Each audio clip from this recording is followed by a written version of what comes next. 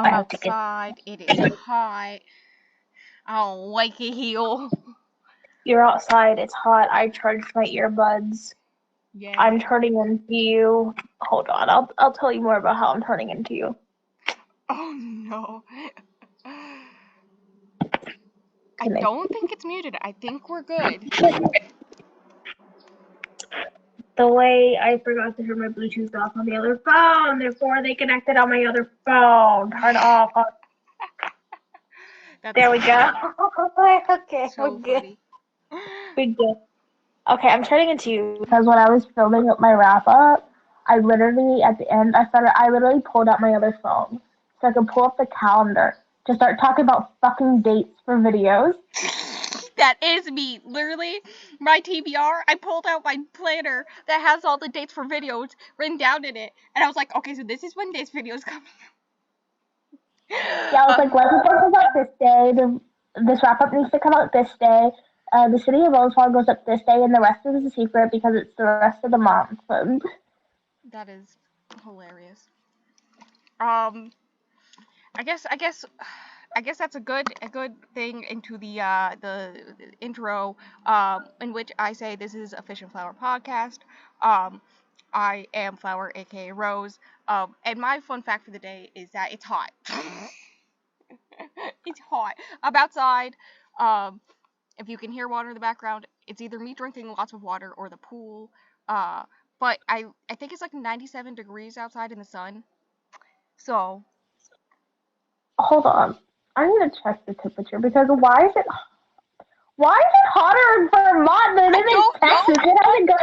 No, it's starting to get like it's June and it's not like hot yet. It's gonna be so fucking hot in July and August. Like it already is hot in July and August, but if it's not already hot right now, it's gonna be so fucking bad. Oh my god. I can imagine. Yeah, no, we also have 41% humidity, so it's real fun. But no, literally, you've been talking about how it's cold, and I'm like, I am boiling Yeah, a I'm lot. cold.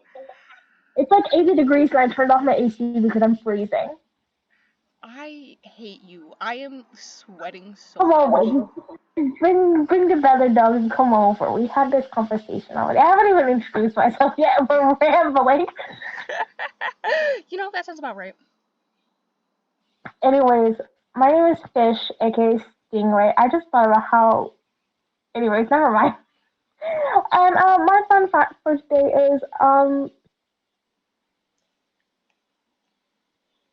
I don't fucking know. I have 22 books on my TBR Oh next God, month for don't June, remind me. I'm just and trying to ignore that. Ugh. not only do we plan to do 2 podcast episodes a week in June, I also plan to post 2 videos a week in June. And let's just say I struggle posting a video every single week as it is. So what the fuck am I doing? I don't know. Well, look, Anyway, you are becoming me. That is me. That is actually me. I need to become you. I need to like. I don't fucking know. Yes. This is a fun time. I'm cold. What the fuck? I You want some of my weather, and I'll take some of yours. We'll just Yes, share. please. Um. Anyways, this is a stream of conscious podcast that I really hope I don't have muted accidentally. Um. Or whatnot, in which we talk about books like our normal conversations, and all that fun stuff, except now it's recorded. I'm doing this off memory. I did not pull up the document that I have the intro written down in. You have Um, a fucking document of the intro. yeah, I have the intro written down in like a notes app so I can like look at it, but I didn't pull it up, so I'm just doing it off memory. This episode we are talking about the first book in the Wicked Villain series by Katie Robert, Desperate Measures, which is Jasmine and Jafar. I have read this one just over a year ago. It was end of February last year. It was in my first ever wrap up, which was my first video other than the newbie tag. Fucking wild. Um, but yes, I read that, um, which is perfect because one, gay, and this comes out the 2nd of June. Because they're all It's gay. literally There's sure. literally a threesome in this one. It's gay. Um, Oh, yeah. We're gonna talk about it. Um, but also, being as I read erotica occasionally for this podcast, hear me out. Maybe I should read ones that I enjoy. And the first book I rated 5 stars this year was the first book in the Dark Olympus series by Katie Robert, Neon Gods. I rated it 5 stars. It was so good. To the bookstore, remember when I went to the bookstore, my mother bought me Red, White, and Royal Blue. I saw like a couple different Katie Roberts, especially that one, and I was like, it made me think of you, so you know. Thank you, thank you. Yeah, she has a very large catalog of books. Most of them You know what either other indie or books? self-published. So, Sometimes I just see books at Walmart when I go to Walmart, and I just see books, and it's books they talk about it, and it makes me laugh. yeah, no, she has a lot of books. There's multiple series that I think are modern typical romances, but there's also, well, I say romances, they're all erotica, but there's also like series that are more fantasy like, which are the 3 that I'm in the middle of. I'm in the middle of 3 different Katie Roberts series. In my defense, On top of the 27 million other series, you're yes, okay. in my defense, the Dark Olympus series, I read books 1 through 3 in January in like 3 days. It was actually wild. Um, there's a whole entire vlog about it. It just accidentally happened because I was mood reading, and the You 4th should do one that again. did not come out until recently, so that's my excuse for that one. The 4th one had like barely just came out, and all the erotica I've been reading has been for the podcast, so like it made no sense to read it, right? Because I never make time to mood read. I may read it in July though. I say next month. I mean July, Oh yeah, that's because useful, I yeah. do low key plan to mood read in July. For the plans that I have for vlogs. And then I'm still making PBRs, but like I still advocate for mood reading. Okay. I mean, literally, if you look at my ratings, the highest rated month I have, as well as most books read so far this year in 1 month, is January when I mood read. Okay, like So, I do make PBRs, but like I still technically mood read because it's books I'm in the mood for. I just say I'm gonna read them this month, yes. so Mine's I mostly actually read planned. them. No, July's plan Besides like for to read, those are videos mandatory. is like for vlogs are very much vlogs where I can mood read in them, despite the fact that there's actually a plan. So, good times. Like, that's when I plan to do my trying to continuously reading until I read a 5-star book. So, a 6-hour long vlog. Uh, could you imagine? So exciting. You know, I would watch it. I would watch the whole thing eventually. I would watch it all. I mean, you would. Other series of Katie Roberts that I'm I in the middle of. didn't stay for multiple 24-hour sprints. I think I enjoy your presence. There's just a slight possibility. Um, the other series of hers that I'm in the middle of is I don't remember the series name, but it's the one that's The Dragon's Bride is the one that I read shortly after or around the time that I read it end of last year is when the second book came out, which I believe is a Kraken romance, and I think a gargoyle romance is about to come out, and there's a demon romance as well if I remember properly. But it's basically Monster Romance is the first one, is with a I dragon. Um, I love how like not the Kraken, not the dragon, but the demon. Okay, maybe. the demon, sure, let's heckin' go. Um, and then the other one is the Wicked Villain series, which is the one I'm reading right now that I read for this. Which I did previously read Desperate Measures, but I will be continuing the next. Are we good, bestie? Are we good? Yes, we're good. I don't. It decided to turn itself off, so I just gotta remember to occasionally move my mouse. It's fine. Um. Anyways, Desperate Measures. The plan for the erotica episodes. For the next foreseen future is this series, which I'm very excited for. I did look into what the next one is because that is also a video coming out or a video episode coming out in June. The second one is a throuple, and I did not know that until I looked at it because I was like, wait a second, who is this one about? It is Hades, Meg, and Hercules. That's the one I know about. Which I find hilarious. Hades was mentioned in this one multiple times. And every single time they said Hades' name, I was just thinking of Hades from Neon Gods, which is a Persephone and Hades retelling, and because that one's Greek gods. And I was like, excuse me? But yeah, apparently the second one's a throuple, and then the fourth one is the Beauty and the Beast one, which is also a throuple between the Beast, Gaston, and Belle. The third one is the Hook one, and I don't know who Hook is with in that one. But, They're all gay.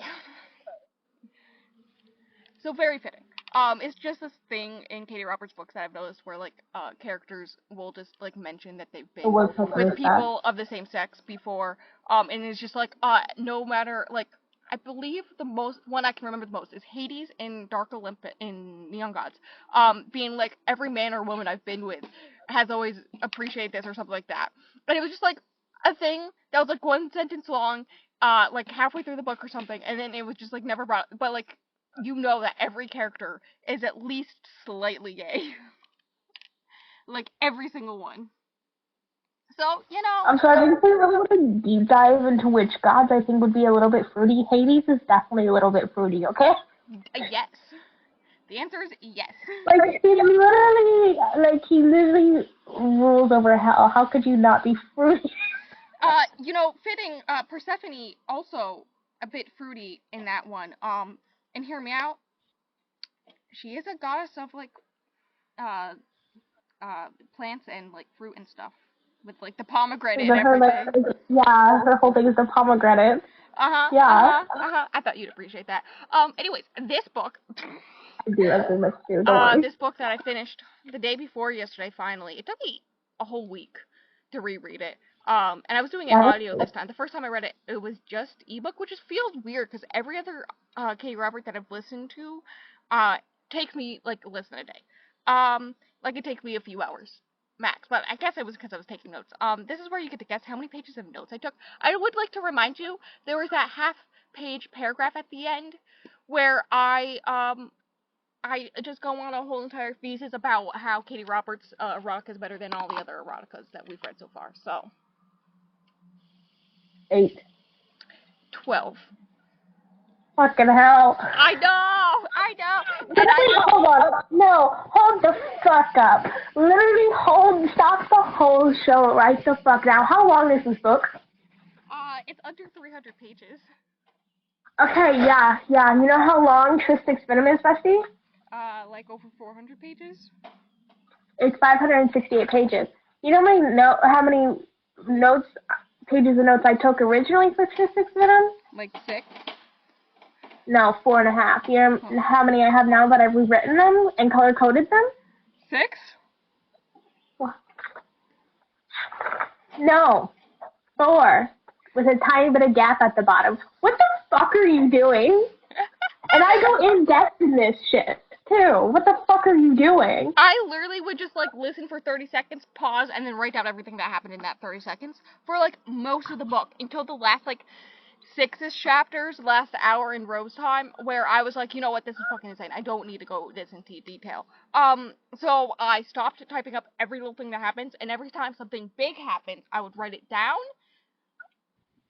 But it was like, instead of a page, almost a whole entire page for a lot of the chapters, it was like half a page for like the last 6 chapters. And, yeah, that worked out better. So...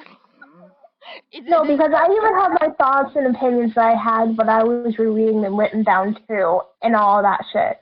And it's nicely organized. I will send you pictures. It's nicely organized, color coded. It's all readable. What the fuck are you doing? Yeah, no, the first chapter is over a page long of notes. Oh my god, I'm gonna do something so drastic. Me too. So to start, again, spoilers for the book. I sometimes forget to mention that. This is Jasmine and Jafar, and whatnot. A little bit of background, I guess I'll go into it, because I don't think I mentioned it, much in this. I never wrote down her father's name. I think it's Balthazar, in this, but basically, he's basically, like, there's this city that's kind of like New York City, but not, where all these, like, villains from, the fairy tales we grew up with type, are, like, ruling the city and all this fun stuff, and he is, like, a king of, like, a section of this city, and so Jasmine's basically the closest thing to a princess in this universe, and Jafar is his second in command, but not for long, because he kills them before the book even starts. Oh. Good to know. Yeah. So the book starts with Jasmine laying in bed awake when she hears someone enter her room, which is, not a normal thing.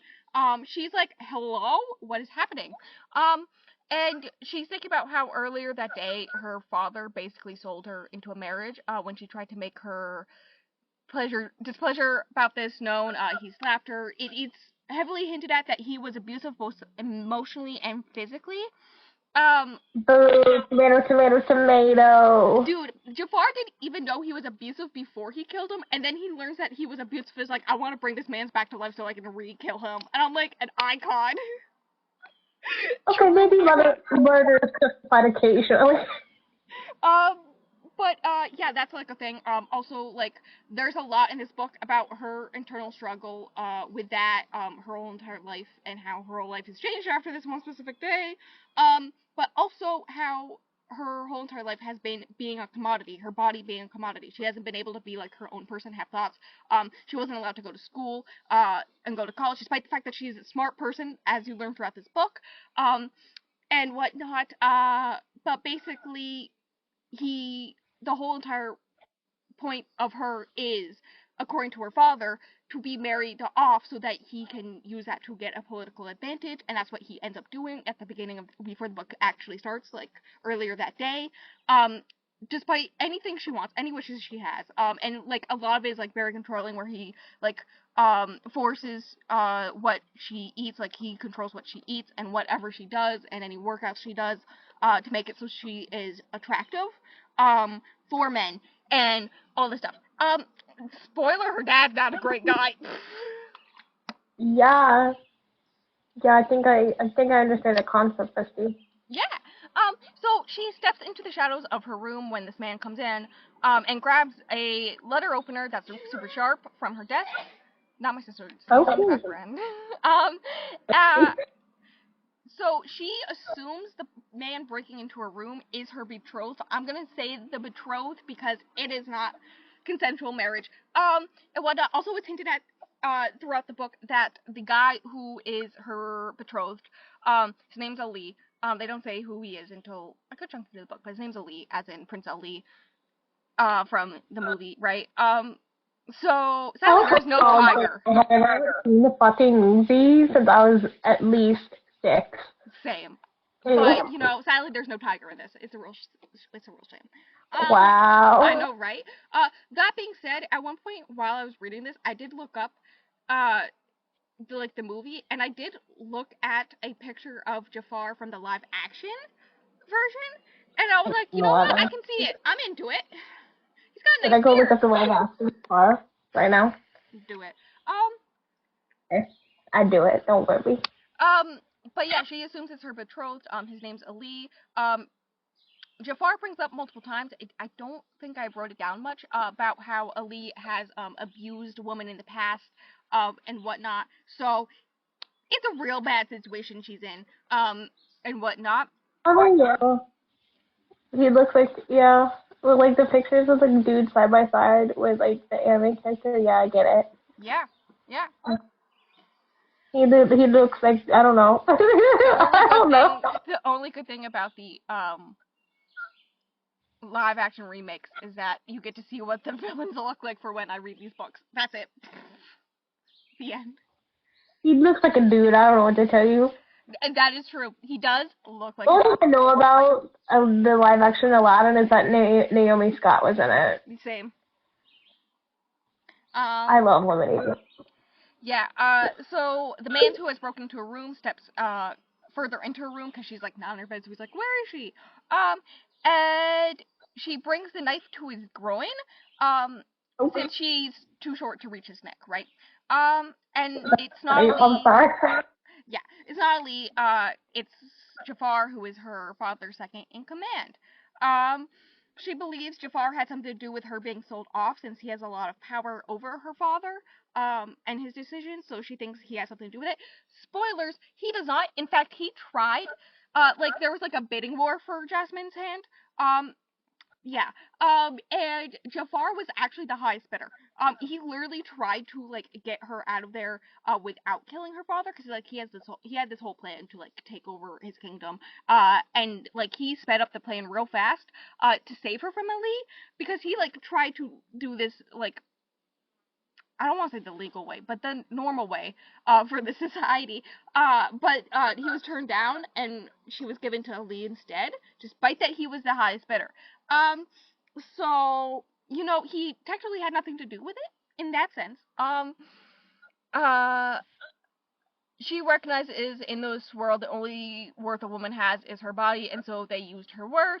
She tells him she won't go quietly, still thinking this has to do with her betrothal, that he's like going to take him to Ali. And then she calls him Raja, I think that's how you pronounce it, which translates to prince or king, my prince or king, I think it is, which is, spoiler, their safe word. And it's like a known thing that's their safe word, the whole 5 years that they've known each other every time, like they do, like, there's a lot of banter where they, I don't really know the antagonistic banter type of thing, right?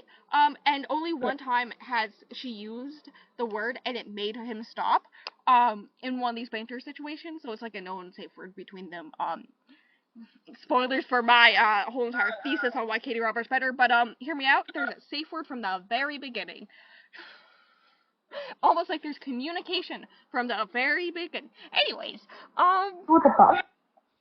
Um, uh, so she begs him not to make her marry Ali. So also the, like, using the safe word is kind of like a game between them, where it's like him trying to make her use the safe word because, he loves how fiery she is, and he wants to see that fiery passion in her and all that stuff. So, he pulls her hand away and grips her shin, asking if she wants him to save her. She wishes she were more powerful so she could fight back. Normal things. She swears at him, and it makes him happy. Like he's actually smiling because, she's still willing to fight, right? She contemplates kissing him as he's smiling, and it's insinuated she thinks about kissing and more with him a lot. Like, a lot. Okay. Uh-huh. She tells him to let her go, so he draws her right up against him. The book just started, correct? And because she's like right up against him now, she can tell that he's turned on. I'm just gonna take Oh my lord. I was gonna say this some straight people shit, but no, they're gay. Oh no. So she grinds against him, thinking her betrothed, or as she calls him, buyer, won't want her if she's, and I quote, tarnished goods. Yeah, I'll go refill your water bottle in a minute. I gotta go refill water bottles. Oh my lord. So, Okay. I'll get to the end of this chapter and then I'll do it. So, Jafar stops her, informs her he's killed her father. Well, he says that he's taken over the kingdom. He doesn't straight up say that he killed him yet. But she doesn't really understand that her brother is dead. She's like, maybe he's dead, maybe he's not. I don't really know. There's not much I can do about it. I just gotta save myself, right?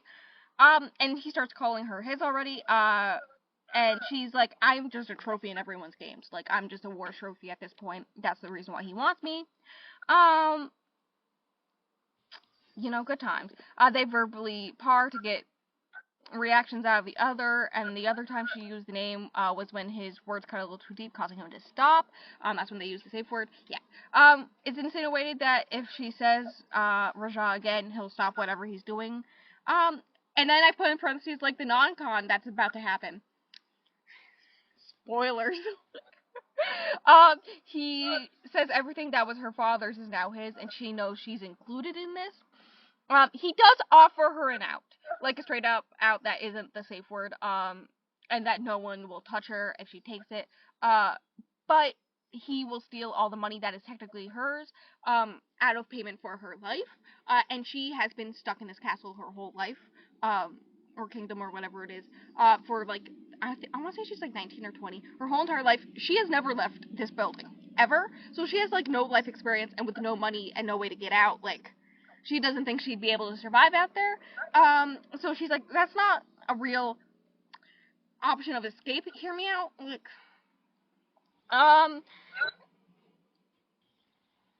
Also, she assumes that with no money to protect herself with and no life experience, everyone else will go after her for her title alone, so she wouldn't be able to survive. Like, they'd want her for the title and prestige alone and all that. She tries to ask him for her money, and she'll disappear forever and won't, like, try to fight him for the title and whatnot. But he won't accept that, and gives her another option, which is, to run, and if she makes it to the front door, she can go with her money. But, like, as he's saying this, he's staring at her twisted sheets in her bed, and it's hinted at that, like, this place is so big that there's no way she can make it.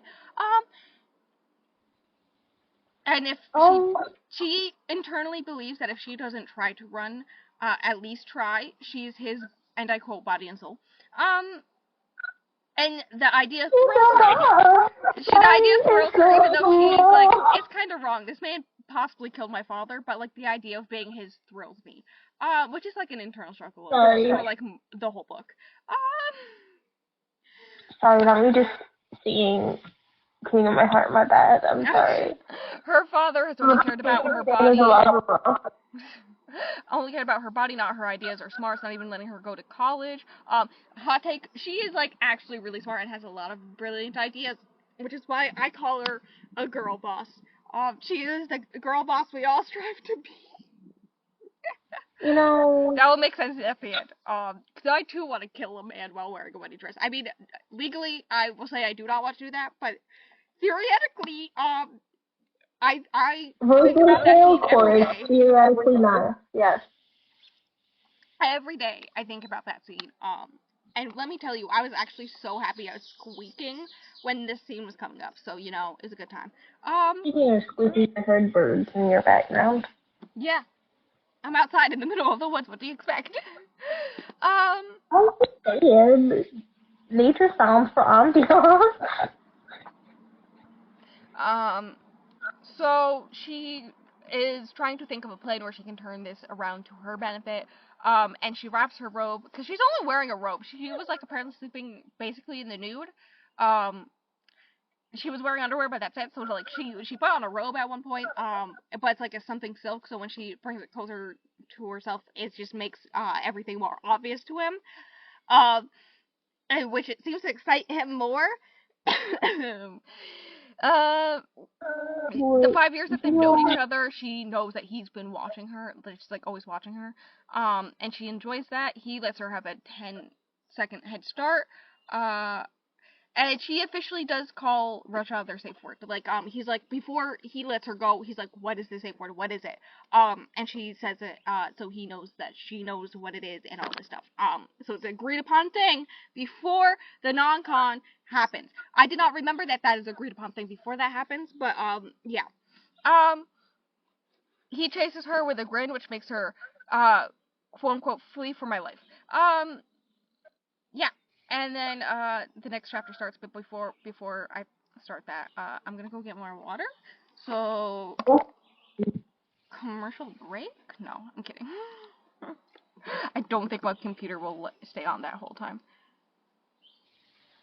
Unless if I make it stay on. Hold on, I just opened this, email from Amazon.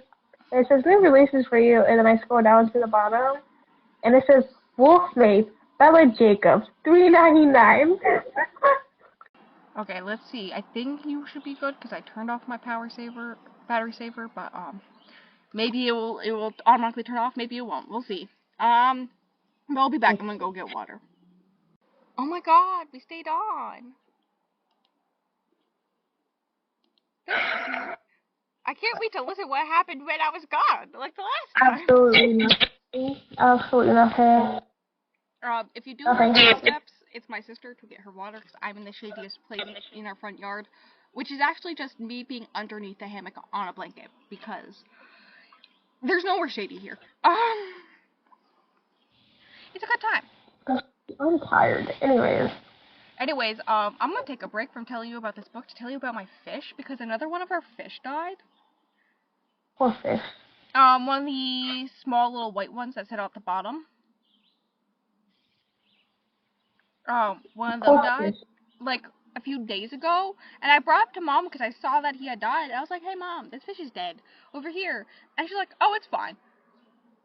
I'm just gonna leave him there. And now his body is just like a carcass that has been eaten out by the other fish. Oh my god. Yep. Which means we have 3 fish. Especially really you should get it together. What the fuck is going on? And then also, you know the giant angelfish, the black one we have?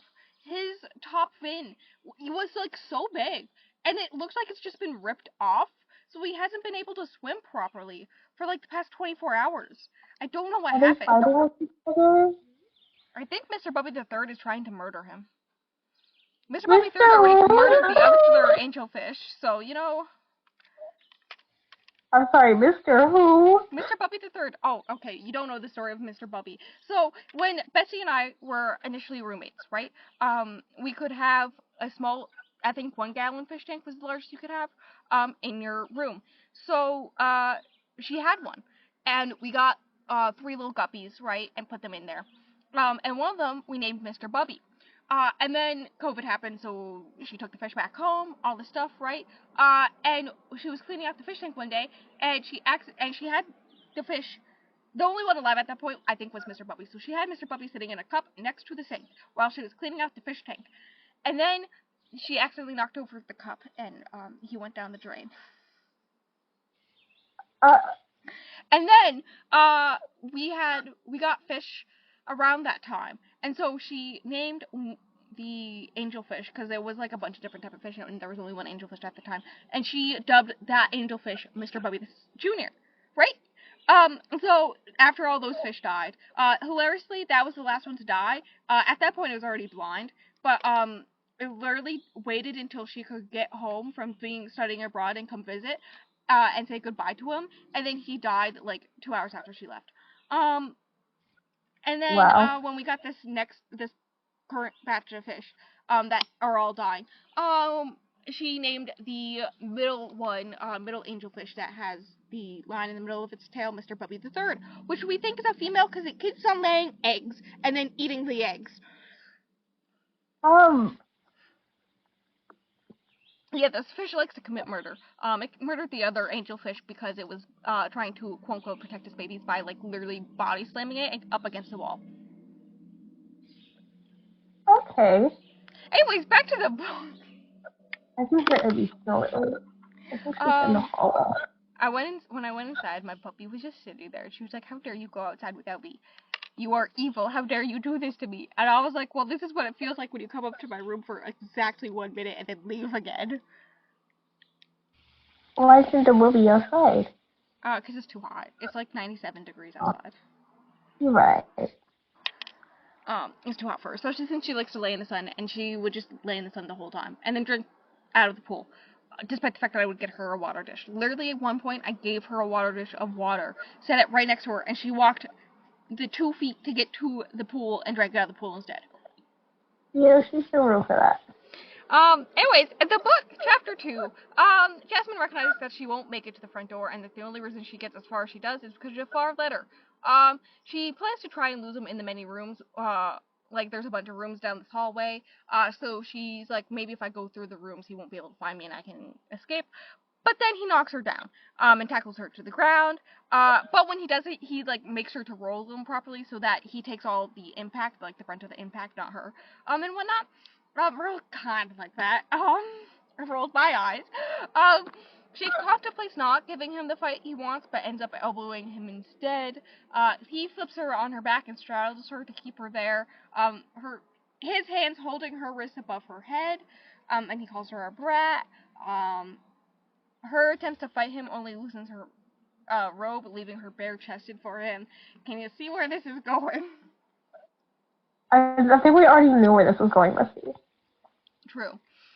He offers to let her use a safe word. Like, he just sits there for a bit, giving her, like, a solid, like, few minutes to let her, like, think about it and decide if she wants to use a safe word, but she considers using the safe word as losing. So she bites him. And he flips her back over, so she's now laying on her stomach. He makes sure that she's, like, turned on, and aroused by all this before continuing. Also, while this is happening, she can hear her father's men, that are now Jafar's men, further down the hallway, because they're just a hallway. So, like, they're like, Oh, Lord. yeah! Yeah! He stops and gives her a chance to use the safe word again before going all the way. And then I wrote down, honestly, how did I forget she was a virgin before this? According to the character herself, she's a virgin in only the sense in which she's never been with a man, because she has done a lot of stuff personally by herself, and also virginity is just like a construct, and all this stuff. So yes, he won't finish in her, real considerate. Drinks more water because I need it. He cleans her up with her robe, so now she's completely nude in public. Also, yeah, there's like this whole thing where he rips off her underwear and throws it across the hallway. Don't worry, it'll be there still at a later point in the book. I'm sick. Uh-huh. Okay. Uh, We're just chilling out in the hallway somewhere, okay. Yeah, he notices a bruise forming on her face caused by her father, and it makes him real angry. She notes that her father liked it when she didn't like it. Why did I write it like that? Her father didn't like it when she talked back, and Jafar points out that she always talks back, and he's never hit her before. Like her father's never hit her before, but she snarks back, doesn't he? Insinuating that, yeah, it's just a thing where he's always abused her, and she's just tried her hardest to fight back, but there's nothing she can do about it. And Jafar's just like, oh, I gotta, what? I gotta fight someone, I don't know. He gets real angry. She internally questions if her father is still alive. But now that Jafar has learned of the abuse, the look on his face is evidence that her father may not be alive much longer, even if he currently is. Like, yeah.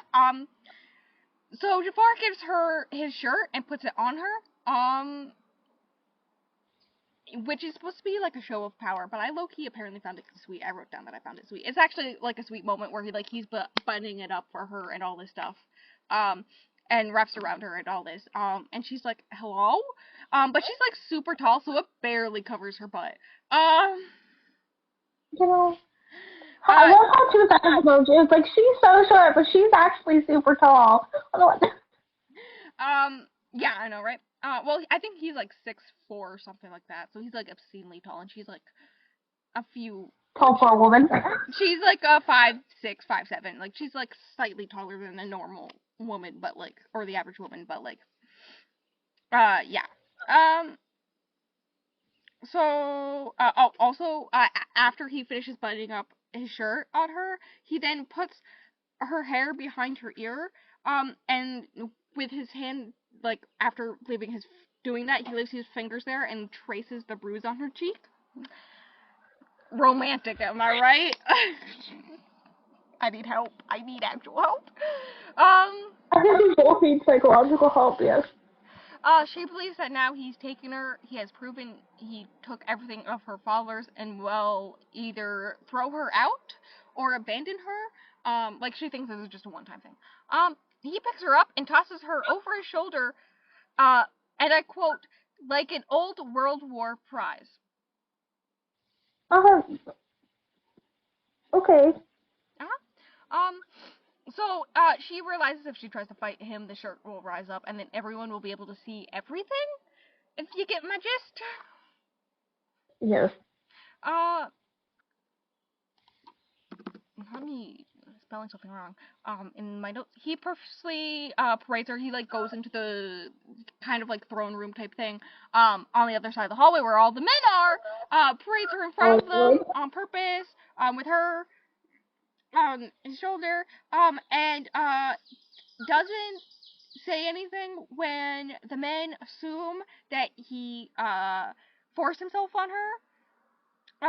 And one of the men literally brings up, hey, why don't you let us share her? Let me just say, Jafar is, a protective man, and he's, always had a thing for Jasmine, so, he get real angry at this one man's, why will my mouse wheel not work? There we go. Yeah, so, So, My bad. so the one was like, hey, you should let us like share her. Happens to have been the personal guard of Jasmine's. And she noticed when she hit puberty Ew. that he had been watching her a little differently than normal.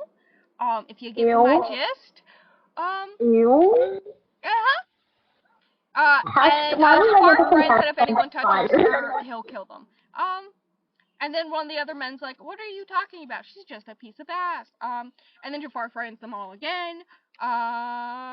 He makes sure not to jostle her too much because he assumes she's a little bruised and whatnot. What she knows is that he's stepping lighter than normal, so that he doesn't like jostle her too much. Uh, and then the men's words / ideas catch up to her, and she starts to feel sick. While he's like walking her to her room, so Jafar sets her down and like helps her like breathe properly and all this stuff. She has a few panic attacks in this book, and it's not like blatantly said that they're panic attacks, but yeah. So he like helps her. He like makes sure she like helps her breathe properly and whatnot. Before taking her to her room. Which is when we get to the third chapter, which is Jafar's point of view. At which point I wrote down, dude, what the fuck is this narrator's voice? I sent you a voice message of his voice. I don't know what that narrator was doing. I fucking laughed so hard the first time I heard it. I was like, what the hell? I don't know. It makes sense, but also it's kind of ridiculous. So. Yes. Yes. That is exactly my view on that. We're on page 3 notes, by the way. Um, I'm so sorry. so Jafar views himself as You having know, I'm contained. gonna promise you you're not boring me. My body won't function. I believe in you. I'm realizing that this episode is already over half an hour long. We're gonna be here for years. Oh my god. At least you don't have to edit it. I'm gonna have to eat a snack. That needs some energy. Um, I don't drink caffeine like you do. Jafar views himself as having contained control for 5 years, until this specific day, which anyone else would consider a victory. Like anyone would consider this day a victory, but like he had planned stuff for like years and years and years. And he like moved up the timeline real fast as soon as he learned that she was gonna marry Ali instead of him. Despite giving the highest bid and all that jazz. So yeah, he basically he's a man who really loves control. If you can't tell from him being the dom in the relationship, and whatnot.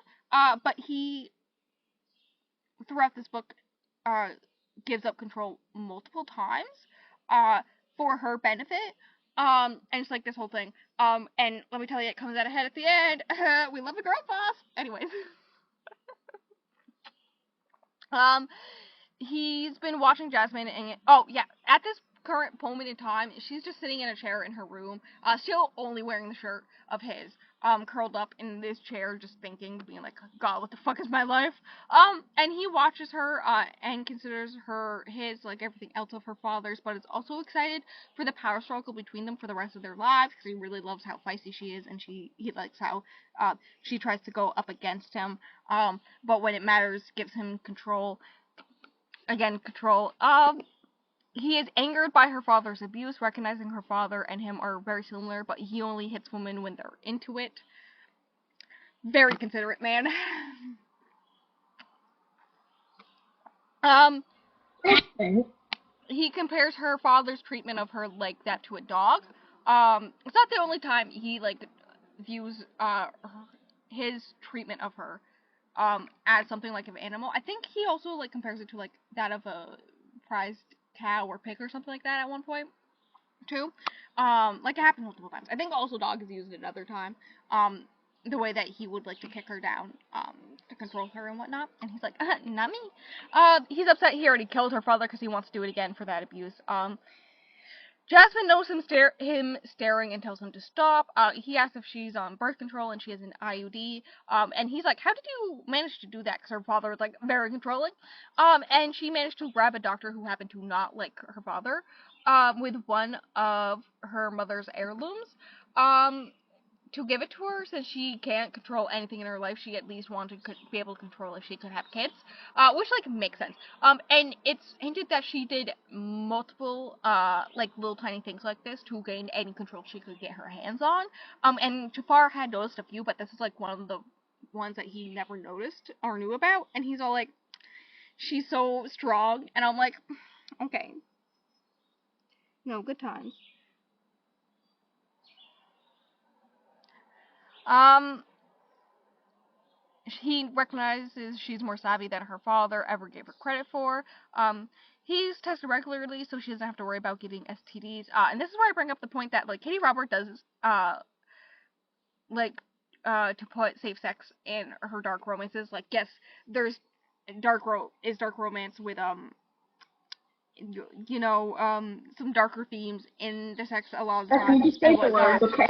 But like throughout the Dark Olympus series, every single one, they talk about birth control, condoms, all that stuff. Like every single one, it is safe sex.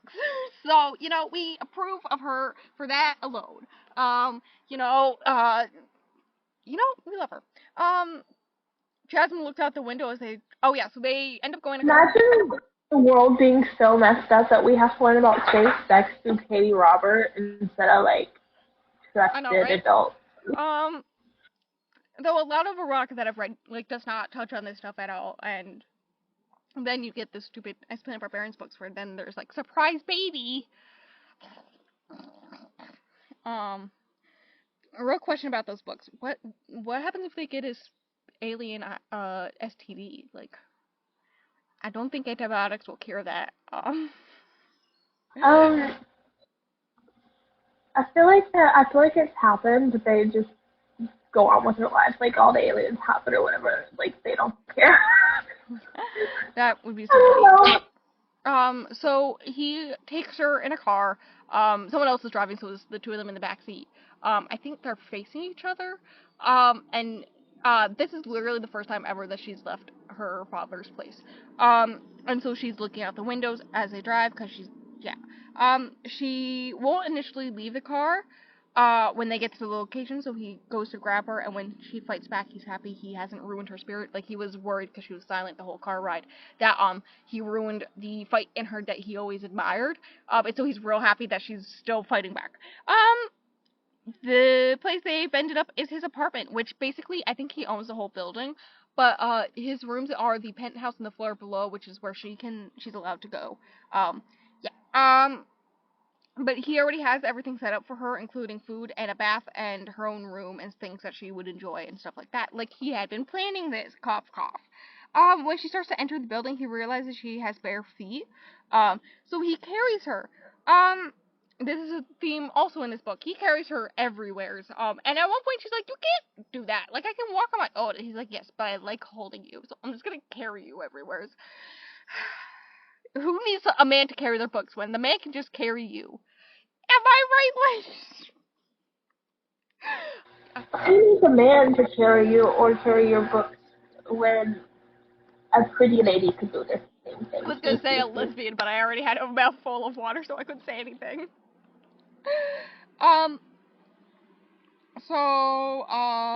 He reminds her of the safe word to be, like, safe to make sure that she understands everything.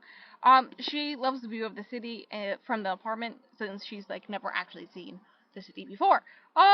It's insinuated Jafar also made an offer for Jasmine's hand, that was higher than her betrothed Ali, but her father denied him.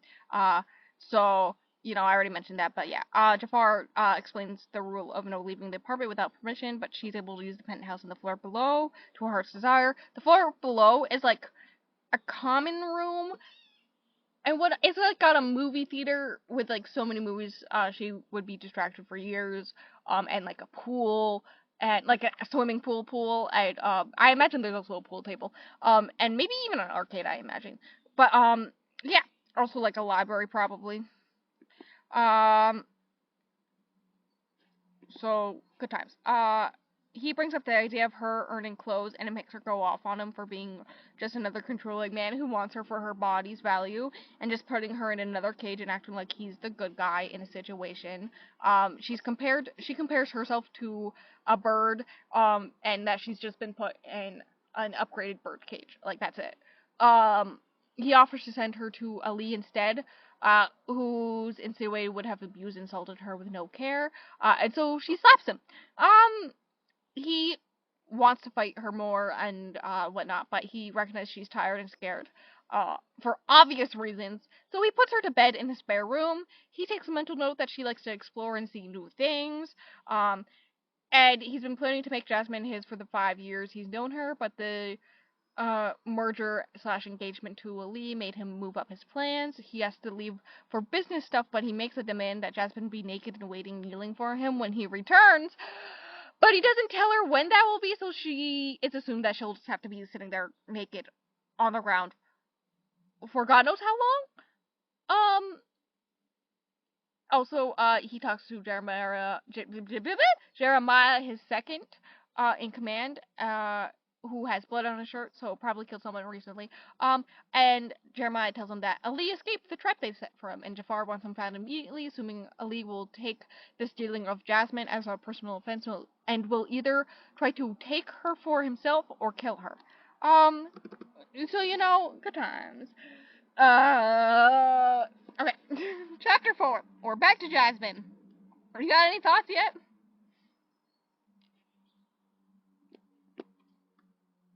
I'm gonna take that as a no. No thoughts. Sorry, it's watching, but yeah, no, I'm enjoying my time listening. Okay.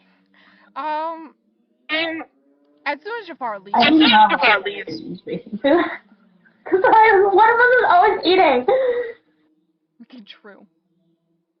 As soon as Jafar leaves, she snoops around the apartment. Understandable. She goes into his room, which matches everywhere else in the room, which is clean and perfect and whatnot. And he has sexual paintings of women in his room, and the artist's signature is death. I thought that was interesting. I don't know if death is gonna be a character in these books or what.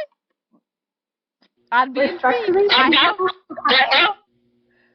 Okay, if you have nude painting art of women and you're not a gay woman, it's kind of weird. That's just my personal opinion. Yeah, no, I'm intrigued by the idea of death being a character, because I have read a smutty romance of death before. Well, the whole entire Four Horsemen. I almost made you read that instead of Legendborn for my birthday, but I didn't. I'm gonna, okay.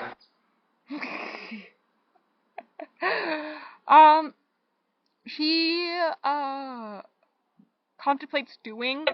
I mean, I guess, but She contemplates doing, the kneeling thing that he wants. While she goes snooping in his office. There's a computer, and she does put in, just a basic 123 password to see if it would work. And which of course it doesn't, but she notices when that happens, the webcam turns on and starts recording. And she realizes that the red light stays on, which means it's not taking photos, it's taking video or live streaming. So she starts, having, self-play time, if you know what I mean. I hope you know I was getting my corn out of the freezer as you said that, and it's just kind of burning my fingers. So Yeah, basically she's leaning back in the office chair, directly pointing herself towards the webcam, doing this. And then Jafar calls the phone on the desk, and she knows it's him, so she picks up and she's like, "Hello." And she continuously plays with herself while still on the phone with him. And she realizes, because he goes apparently he's in a meeting, so he goes into another room, and he's like, "What are you doing? Tell me what you're doing right now." And she's like, but in a sexy way, not in an angry way. And she realizes it's a recording, not a live stream. He probably just got a notification on his phone that someone tried to use his computer, and he knows the only person there is her. So there's some flirting. She says that she's masturbated 2 thoughts of him before.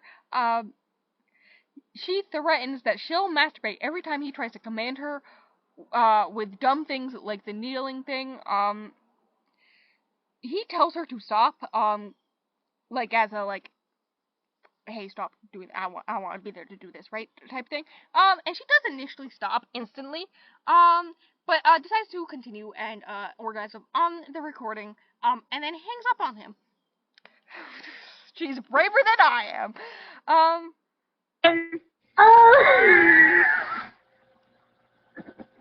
Okay. Mhm. I don't know.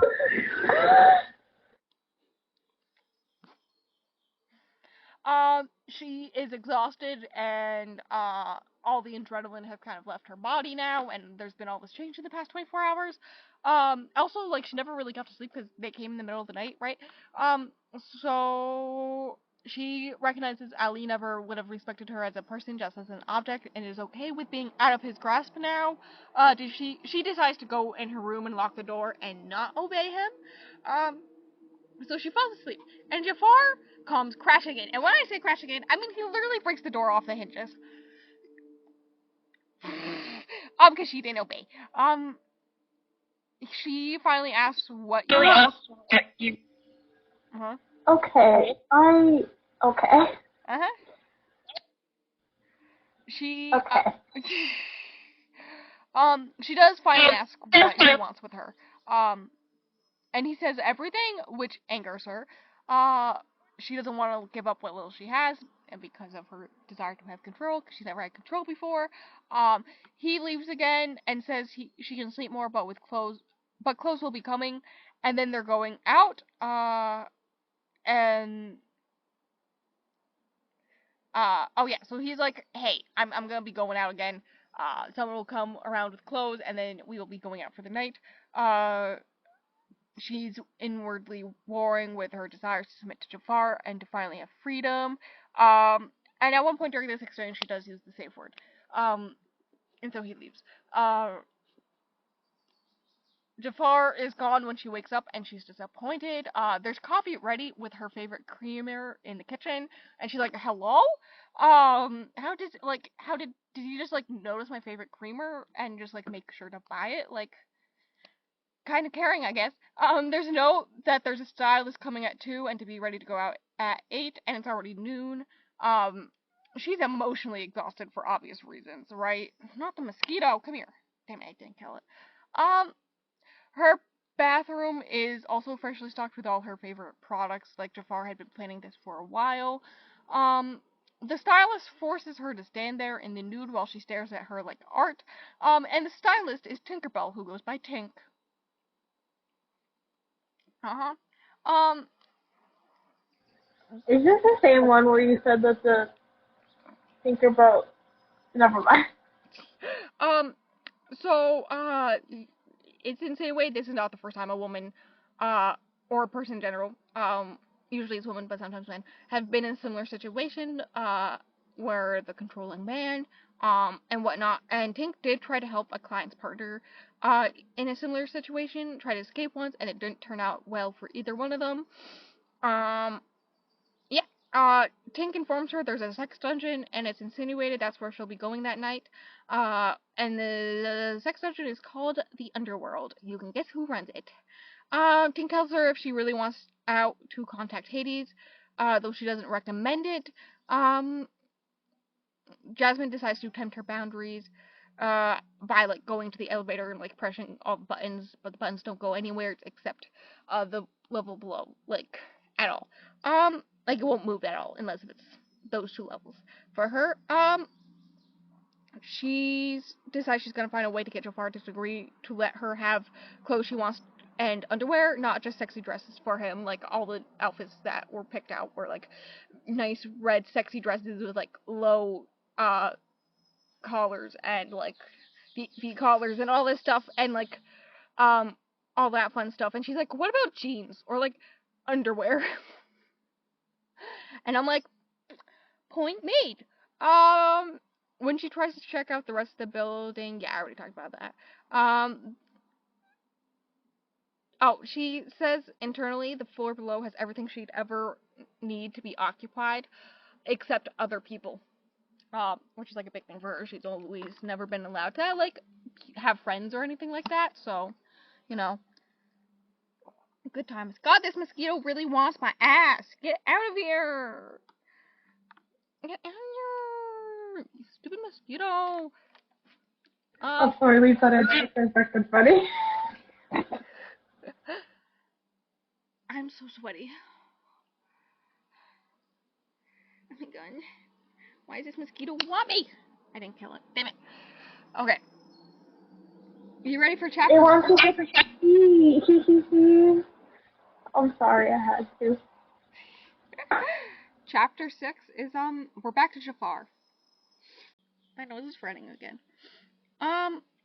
So apparently the meeting that he had to go to was something to do with Ali, the second one, second meeting, and apparently according to his men, Lee got away again. He's real upset about this. And he recognized that Ali still being in the city means he plans to reverse the coup, and will use Jasmine to do it. Because whoever has Jasmine has the power, assumably. Because she's technically the only child of Balthazar, and therefore, yeah, of the firstborn, all this stuff. Whoever has Balthazar's child has the highest claim. There's more about that later, and it has to do with marriage. Cough, cough. Jafar had a timeline for the coup, and he'd been planning for 5 years, but some things went awry, because he did it too early in anger due to thinking of Ali's hands on Jasmine. So like some things didn't go as planned, and whatnot. He's upset about that. He sends his second in command to go after Ali as well as with the normal order to kill Ali. So like there's normal people, the typical people he already sent to go after Ali and get him. But he sends his second in command, the man he most trusts, to personally go after Ali and kill him. As well. When he returns home, she's in the pool, and not getting ready for the night out. His guards like instantly know that she's there. Like they've clearly been watching her. And she's like, a reminder, she has no clothes except for the dresses, but she's swimming, so she's naked. They're like, she's swimming, and he's like, God damn it, she's not getting ready.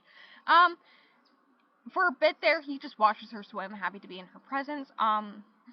The reason he's always been infatuated with Jasmine is because she's always been able to see right through him, because he, like, always puts on a face and whatnot, a face of control and all that fun stuff. And she gets the real him, not the controlled mask he puts on for everyone. She reminds him that despite his rules and desire to see her naked all the time, his men will also see, and he can't always stop them from looking and maybe even touching at some points.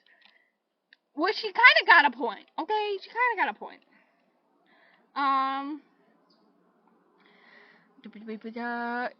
He's willing to go down on his knees to worship her ass. That is a literal thing he internally thinks. He literally internally is like, I would go down on my knees for that ass. And I'm like, okay. Well, I guess. I mean, You're both into it.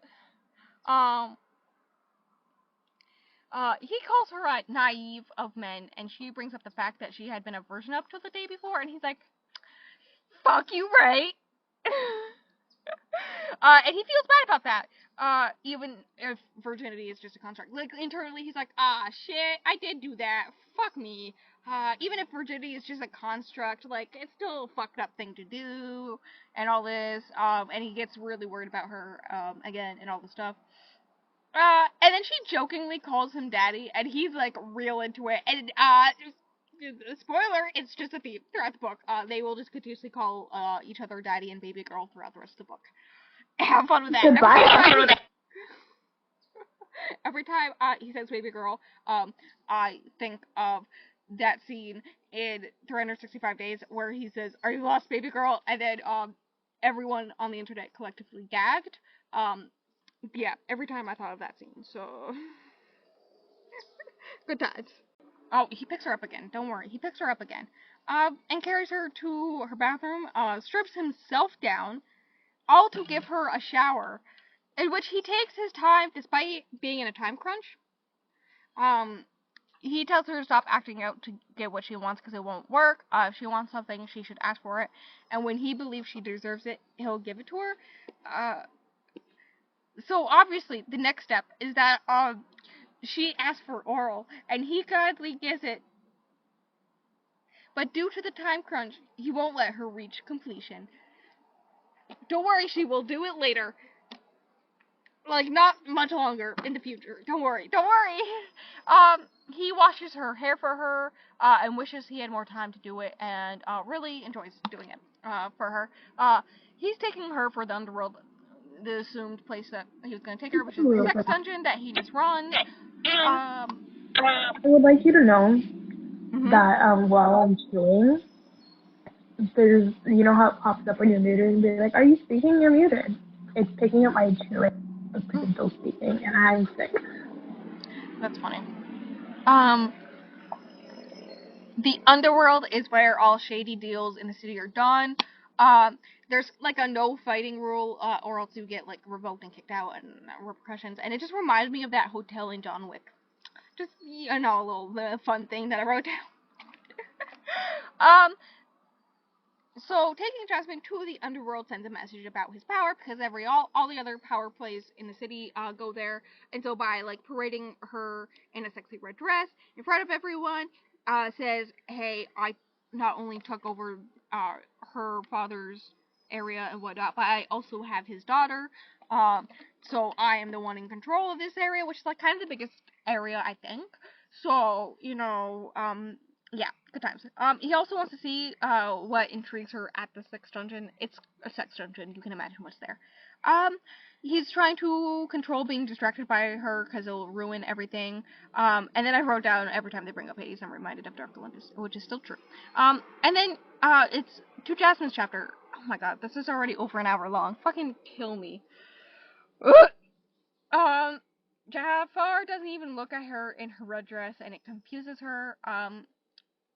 Because she's like, he clearly is into me. Like, I felt the boner, but, like, he doesn't look at me when I'm looking all sexy. And it's because he's, like, trying to internally not get distracted by her, because then it will, like, ruin all his plans. Like, he's got all this shit he has to do, but he's also like, hot woman, ooga ooga. Which, like, I get.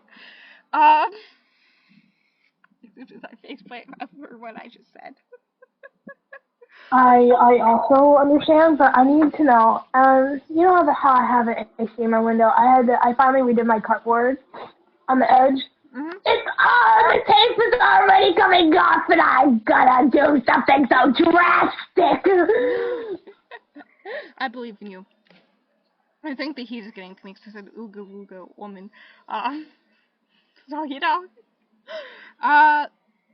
She doesn't like the idea of being a pet or object when she could be a great ruler if she were born a man, basically. If she were born a man, she would be her father's heir and all this stuff, but because she was a woman, she was never given the opportunity.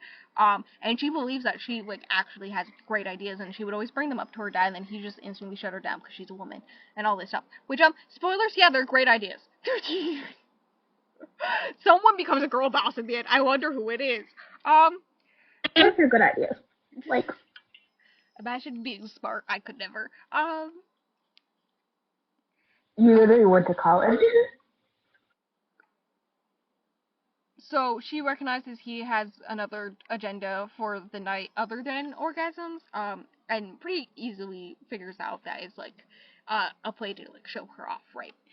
Like a trophy. The idea of Jafar being able to be with other women while she's forced to just be with him upsets her. Oh yeah, she calls herself, and I quote, a war prize, because of the way that he's going to be showing her off. She questions if he killed her father, and he reminds her that her father abused her, and he questions if it would upset her if he had, and she normally states that leaving her father alive means leaving an enemy at his back, which surprises him, because she's, like, actually, like, politically smart and shit, and she replies politically smart instead of emotionally, and he's like, hello? And I'm like, hello? Sorry, my earbuds died. I don't know why they die so fast when I call you. She had nothing to do for how long, how many years of her life besides sit in that place? Of course she's gonna learn some shit about fucking politics. Be so serious. No, I didn't recognize it the first time I read it, but, like, the second time knowing what happens at the end, I was like, oh, wait a second, there's so many times where it hints at how politically, and business-wise, she is very intelligent and, like, actually could rule this shit. But no man ever gave her a chance because she's just an attractive woman. And Jafar is the first man to ever give her a chance. Let me just say that. And then she takes her chance, and, ooh, does she do some stuff? Anyways. So, he's all like, that's a surprising answer, and he's like, and she's like, hey, did you know that he killed my mother? And he's like, yes, and it doesn't surprise her because, like, everyone knows that he killed her mother. It's just a thing that everyone knows, but because she was a woman and he's, like, the most powerful man, everyone just ignored it. Sorry, what? Uh-huh. Yeah, her dad killed her mom. Let me just slow blink at you, because Uh-huh. Uh-huh.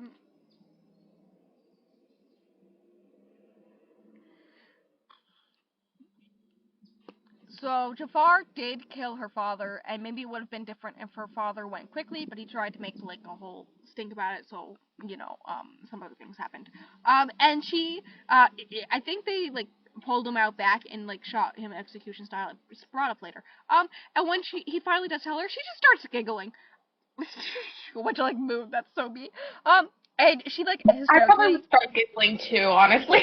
Yeah.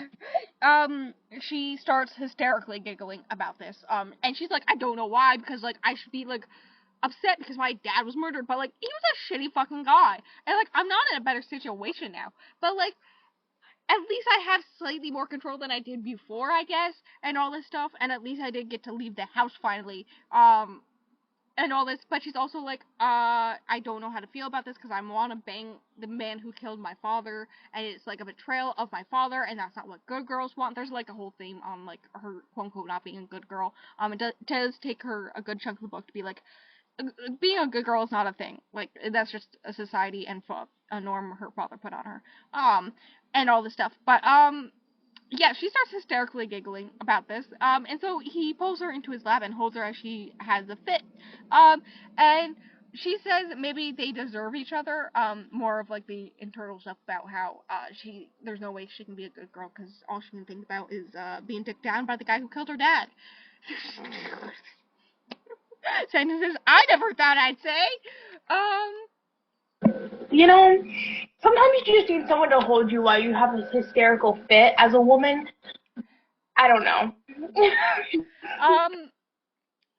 I'm very acquainted with hysterical fits. Don't worry. Oh, you and me both. He says they do deserve each other with a completely straight face. And she's like, excuse me, what? He kisses her temple. Oh my god, why did I find this so sweet? He kisses her temple and asks what she needs, as she starts to freak out about everything. And she says a friend, like, under her breath, because she's, like, never had a friend before. And calls herself pathetic. And he's like, you're not pathetic, stop doing that to yourself. And she reminds him she's just a pet, so the best that can happen is, he sets up play dates. She's literally like, what are you gonna do, set up play dates for me? And he's like, good point, valid. I'm sorry, that was funny. I understand this was like a serious situation, but that was funny. I'm sorry. Some of her snapbacks are actually kind of funny. And we love it. So, they finally get to the club. His one rule while there is to obey him, and that he wants her to be silent with eyes down while in the club, which she does do, and there's good reason, which is, basically he doesn't want a confrontation with anyone else, and whatnot. He doesn't want her to be overstimulated. Spoiler, she does. She gets more oral in the car, to show, he can reward her. Yay, this time she does reach completion. Oh yeah, this is when she starts calling him daddy regularly. But yeah, they're at the club. I'm sorry. I keep thinking about the fact you're just speaking these words while you're outside with your sister. The good news is she has her Bluetooth headphones. I'm not gonna say what brand because they didn't sponsor us yet. If you know the joke, you know the joke, and the only person who knows the joke is Stingray and my sister. We love inside jokes. We really do. We have so many of them. But yes, thankfully she has her headphones in, so she can't hear me. She like keeps on coming over and grabbing her water because I have her water because it's like a metal water bottle and it's outside, right? So I keep on having to hand it to her. And she's just ignoring me, which is lovely. Thankfully, no one else is at the house right now. So, I mean, your mother's already heard you speak about alien dicks, so I feel like this would be like a little bit better. I think she should just accept it's just What I do? She should just listen to the podcast at this point. She does keep on asking where it is, and I keep on saying Spotify, and then she goes, oh, and then leaves. Well, tell her it's on YouTube, so she knows how to work YouTube, right? Kind of. Kind of, okay. Yeah. She actually learned how to. Did the pool just turn itself off? It's on a timer. She did actually teach herself how to fix our dryer when it broke like 6 years ago. By watching YouTube videos. Basically the belt needed to be replaced, so she, instead of like paying hundreds of dollars to get someone else to fix it, she just like watched a video on YouTube and then did it herself. Hi, Abby. Did you say hi to Rose? Hi to Rose. Tell her hi. Oh, Hi, she licked the phone before she licked my hand. Welcome back! There was a 10-minute break because someone lost power. It was me. I literally remember saying, hey, that's weird, our pool just turned off. And then next thing I know, my screen goes black because the call was dropped because I lost power. And I went, fuck. Listen, you were like speaking and then it was completely silent and then the call ended. I was like, oh. Where did I leave off for you? Because I marked where I left off for me, so. I don't know. Can we all hear Abby breathing into the microphone? Can you hear her? I think I heard one sniffle. Well, she was fully breathing into my phone. What do you want to do? What is that? What is on your back? Of course, my mom. Yeah. What? Hey, what is that? What is that? Ew. Go get rid of it. I don't know what that is. Go get rid of it. The way literally, of course, the day that we lose power suddenly in the middle of summer weather is when my mom's not even in this state. What is your mother doing? I don't know. She's in Claremont right now, which is New Hampshire. So, different state. You think I know where New Hampshire is in comparison to Vermont? It's next to us. It's the state next to us. To the right or to the left? I think it's to the left. New Hampshire's to the left, right? She's not listening to me. She has her headphones in. The friend who shall not be named. Yes, I was right. Or to the right. I was thinking it right, but I said the wrong one. God damn it. I knew which one it was because they literally almost look exactly the same, except New Hampshire is just switched upside down, so they just look sandwiched. It's the one where it's right between Maine and Vermont, like Upper Vermont, and Maine are separated by this tiny sliver of New Hampshire. So, fun. I don't know where Vermont really is either, so. That's fine. We're right below Montreal. I know you're all the way up there. Yeah, we're right below Montreal, Canada. I know you're too far away, that's all I know. Yes. I don't know nothing else in my head. Head empty. Just like my puppy. Where did she go? I don't know where mine went. I went inside briefly to be like, wait a second, did the power go out and like flicker all the lights, and I didn't see my dog while I was in there, and I was like, well, I guess she's gone. She's laying by the front door being depressed. Oh, yeah, Bella does that. But it's usually in the pine room in front of the window or balcony there, because you can see the road from there. Well, I said the road. You can see our road from there, so you can see when Mom's coming. So that's where Bella tends to lay. Not the mosquito. Anyways, I don't know where I left off for you, but they're at the club. She asks how they could work, and he just leaves the car without answering. That's the end of the chapter, and that's when my internet died, or my power died for like 10 minutes. Bestie, it's already 2 o'clock. How are we gonna finish it and do the Tristan Venom episode before Mom comes home? Bestie, I don't think we're gonna be doing the Tristan Venom episode today. Tomato, tomato, tomato. Can we do it tomorrow? Sure. Okay. I gotta read a whole entire book tomorrow, because for some reason both of us decided to read 22 books in June. What kind of gay shit is this? The gay agenda is being so stressed about stuff that you just shut down. The end. You're reading 1 book tomorrow, Bestie? I'm reading 6. Yes, but yours are graphic novels. Okay, 4 graphic novels, 1's the rest of a regular book, and the other one's a novella. And maybe an extra novella if I'm feeling absolutely fucking insane. I believe in you. I plan to read To Be Devoured tomorrow and then start the next Wicked Villain book. Because I figured before the weekend, when I have to film the weekend vlog, I should get some of the podcast reading out of the way. You get to read a book for the podcast, and you don't even have to take notes. Who would have thought? I know, right? I could Should never. we warn them? Should we warn them that June is low-key gonna be me heavy? I mean, yeah, I'm gonna do that at the end where I'm gonna be like, hey, well, I'm gonna do it again at the end where I'm gonna be like, hey, this is the plan for June. It's very Stingray heavy. I think you are in charge of 3 episodes. And then the rest are me, because I'm fucking psychotic. I could be pulling a little more weight, but you're the one who's always like, no, I'm gonna do this, and this, and you just do this. I'm just like, okay. You have the Instagram. Have fun. I give all control to you with the Instagram. Are you gonna make me clip shit by myself? You're gonna make me go to download my own podcast off of YouTube to clip random funny shit we say? Yes. Okay. Yes. You gotta try to remember when we say funny shit. Listen, if it wanted to be demonetized, or I don't know what Instagram is, but if Instagram wouldn't hate us for it, I would totally say do the part where I try to describe the demon dick in A Soul to Keep. I don't know. That was a fucking wild ride. Remember the tentacles? Ugh. So fun. Alright, back to the book. Chapter 8. I love how we're like dick tentacles. Back to the book. Yes. This one does not have dick tentacles, thank God. We're back to Jasmine's POV, or what's the last one, Jasmine? I think the last one was Jasmine too.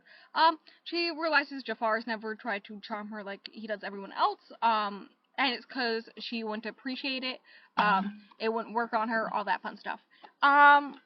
She starts panicking with everyone staring at her and at all the new things around her, and whatnot. He says her father kept her locked up, and she reminds him so does she. He also keeps her locked up.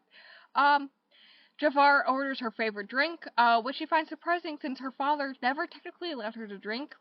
I think it's whiskey, which, like, we love an icon. Okay, I'm the type of girl who also just likes to sip on alcohol. Like my sister the other day. Sorry. How would she? Okay, I'm not gonna ask any more questions. She bribed people to get her like alcohol, and she found her favorite was whiskey. Of all of them, yeah, I get it. I mean, I like whiskey sours. But yeah, no, I'm the type of girl who like will just like pour like 3 shots worth of like tequila or vodka or gin or rum in a glass and then just sip it over the period of like 3 hours, just straight. And my sister finds it weird.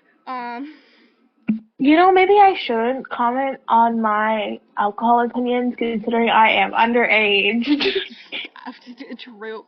Technically, my sister's not underage anymore, so. Drinking on the internet? No. What are you talking? It's not like we're talking about demon dicks in these episodes or anything. Anyways, I would like to remind everyone I am actually a wine girly. We were talking about the price of alcohol last night 'cause my mom bought more alcohol. And like the tequila that she got, which is apparently mid-level tequila, is like $50 a bottle. And I went, the fuck? And I was like, where is my $3 boxed wine? Like, that's what I want. I am a cheap girly at heart. I want my $3 boxed wine and I will be happy. Respectfully, you have $3 box wine vibes. I really do. I literally have a shirt about my superpower being something about cheap wine. So that a friend bought me forever ago. But yeah, that's very me. Enter Taylor Swift joke about song Maroon here. She views him knowing her favorite drink as possible proof that Jafar wants her for more than just being a trophy. The only thing keeping her from panicking is Jafar's hand on the back of her neck. The way I forgot the H in that. Sometimes my keyboard just doesn't work. The amount of times my spacebar doesn't work. Oh god, it's real annoying when I try to take notes. He stops her drinking after like only a few sips. To take away the edge because she hasn't eaten anything and he doesn't want her drunk and he knows that she hasn't eaten and all this stuff. Meg shows up and says Hades wants to see Jasmine. And Jasmine straight up is just contemplating the idea of being shared with Meg, because she really likes Meg. Jafar has been with Meg in the past, and it upsets Jasmine. He tells her to trust him. It's simple as that. Uh, yeah, that's an actual quote. She trusts him sexually, but she can't let him have anything else, because that's what she's had to do her whole life, and all that jazz. And then they go to see Hades, and the next chapter is Jafar. Um, Jafar, Especially the one thing I absorbed from that chapter was Nina's alcohol, and then she likes Meg. yeah, that's literally all that happens in that chapter. There's like a lot more stuff about her flirting with Meg and Meg being like, oh, what a beauty, what an exquisite beauty, and all this stuff. But yeah. Both of them sold for that. Basically, Meg is Hades' queen in this club type thing, and whatnot. There's also apparently Hades really likes the Greek mythology, so he like straight up his like bouncers kind of for the club I would are hope literally so, named that after the fucking harpies. Hades. Yeah, he like named he gave the code names for his bouncers after the harpies and stuff like that. It's real funny. And also named the club the Underworld, and he calls himself Hades. So you know, Also, I feel like I've learned a lot about you through these erotica episodes. I feel like you're gonna learn about a lot about me tomorrow when we record the True Six Venom episode, the infamous True Six Venom episode that we can't stop fucking talking about, but doesn't even fucking exist. I know, right? That's so us of us. Jafar understands he's underestimated Jasmine and likes that she's also into women. Um, and he calls Hades a romantic, and I was like, question mark, question mark, question mark, question mark, because I know things, and I'm like, sir, are you sure about that? Um, Hades wants a better look at Jasmine. Jasmine's low key scared of him, but Jafar has her go up close to Hades and whatnot. Um, Jafar finally recognizes, after a good while, that all this is overstimulating to someone like Jasmine, who's been locked away in a mansion her whole life. And he just warns Jafar that a caged bird always dreams of this guy, which hints at the fact that she also calls herself a caged bird multiple times throughout the book, and all that fun stuff. She says this is all for show, and Jafar should put up a boundary and, what? Okay, so she says, all this stuff is just for show, them being together and whatnot. And he recognizes that he should put up a boundary and say, yes, it's for show. But instead he says it's to protect, and I quote, us. And she laughs and says she'll play the game, and she's always known how to do things for appearance's sake. Which is very true. Like, occasionally her father would throw parties, and she was supposed to be, like, the, beautiful socialite, and all this stuff, but, like, who never actually had any real friends, and, like, no one really knew, and all that stuff. Jafar wants to comfort her, but recognizes he's probably the wrong person to do that. He doesn't want her to broken, and decides to give her a tour. She's being overwhelmed again, so he pulls her into a dark corner where it's hard to be seen. Okay, but like, hold on. Uh-huh. You not being able to read your notes, so real messy. Because when I went through the Tristan Venom notes to rewrite them, I was like, what the fuck does that say? I know, literally me trying my hardest to make my handwriting somewhat nice for the Wicked Bargain notes. Because I'm doing it physically so that I don't have to deal with my computer outside. I say as I'm outside of my computer. You know, normal things. I'm trying to do this fast so my computer doesn't die. She overwhelmed, he take her to a dark corner. He always wanted her consent, but never thought her emotional state would be so important to him. He's more worried about her than the message they're supposed to be sending, which is new for him. Like, he's supposed to be parading her around, but instead he's brought her into a dark corner so she can, like, take a moment to breathe. He was so sure she'd choose him because of her sheltered life. He never thought of the consequences of that same life, being, why she wouldn't choose him. And he asks what's going on in her head, and then it switches, it's the next chapter, it switches to her POV, where, for a bit there, right after the question, she recognizes that seeing things in person is more alluring than reading them. She read a lot of books in general, like, any book she could get her hands on, so, like, she's read, like, at one point she brings up that she's, like, read law books and stuff, but, she mostly read romances. But she's, like, read I'm literally sorry, everything. I'm reading law books for fun because you literally have nothing else to do with your life. That's terrible. Yeah, literally, she would just read anything she could get her hands on because, like, that's what she could get her hands on, and that included the occasional law book.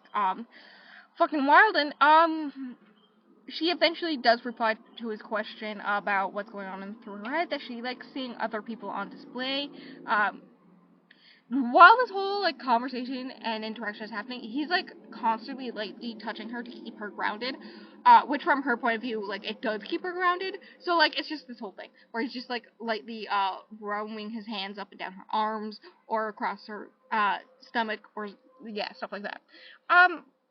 She recognizes her resistance to all these sexual things is because of her father and society telling her what a good girl, quote unquote, should be, and she's not into that, so she finally decides to accept what she wants. Yes, most of this book so far has been her being like, I shouldn't want these things, and battling against that internally, and so at this point she's finally recognized, who cares? Who honestly fucking cares? So, good times. She makes him laugh and it surprises her. So, he starts fingering her, when someone comes up to, like, have a conversation, with Jafar, and that person is Hook. Hold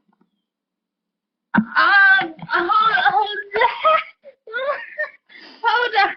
Like, who's the fact you want to run that by me again, bestie? Well, the fact that he's just straight up fingering her in public, in display. Technically, her dress, like, covers his hand, but, like, the way it's described is that, like, it's still obvious to know what he's doing, right? And then Hook just comes over and sits in the chair across from them, and he, like, is, like, high-key watching them the whole time, and is very clearly into it. And whatnot. She realizes Jafar cares enough about her to worry about how things will affect her, but Hook would just use and discard her. So, like, while she's, like, into Hook, because he's, like, kind of high, she's like, I'm good. That's not what I want emotionally. He asks what she thought of Hook, and instead of anything sexual, she says Hook is scared of Jafar expanding his new territory. And there's, like, a bunch of other political smart things she says, proving her point and all this stuff, and Jafar's there just like, well, that's hot. And because of that, Jafar offers her a reward in which she gets to choose how they do the deed. Yay! He hugs and holds her to him when she starts to believe starts to be overstimulated by so many people again.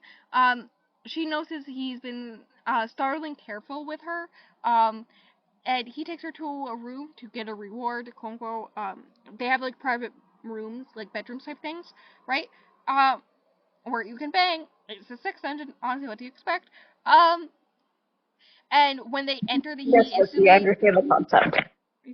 he instantly shows her how you can make the walls transparent, because, like, all these rooms are along this hallway, and, like, when they were walking through, they saw these two women at it, and you can, like, make the walls transparent if you want, and so he shows her how to do that, and also the panic button that will send Hades men in, whenever you press it. She does not press it, but a thing that happens. Fun fact. He bought her a membership to the club. And once she reaches 3 months of membership, she'll also be able to control the camera in the room. For now, it's always on. Basically, there's also, like, security cameras in every room, where anyone can, like, watch you going at it. And once you reach 3 months, you can turn off the camera if you want. So, that's the thing. He asks what she wants for a reward, and she's turned on by having a choice. He makes sure she knows the safe word. Playful foreplay that is dark but also cute. I don't go much into it. Fun fact. Next chapter is so short for notes. I think. Wait, let me count. 1, 2, 3, 4, 5, 6, 7. 7 notes for this one chapter because it's just sex. Okay, and I don't need to go into detail. There's more foreplay. I think he makes her come with words alone. I'm not sure on that. This is, like, her 6th orgasm in, like, 48 hours. Sorry, what? Yeah. He leaves her to get something, and it confuses her. He brings in Tink, who gives her a schoolgirl outfit to wear. You can see where this is going. They're doing more roleplay, foreplay, but I realized they've never kissed. They do kiss after this, sex scene. As he's being physically forceful, she notes his tone gets lighter, so the more physically forceful he is, the lighter his tone, and whatnot. she gets more oral. Fun fact. Next chapter. She now gives him a blowjob. He makes sure she's safe and okay with everything. Oh yeah, so like,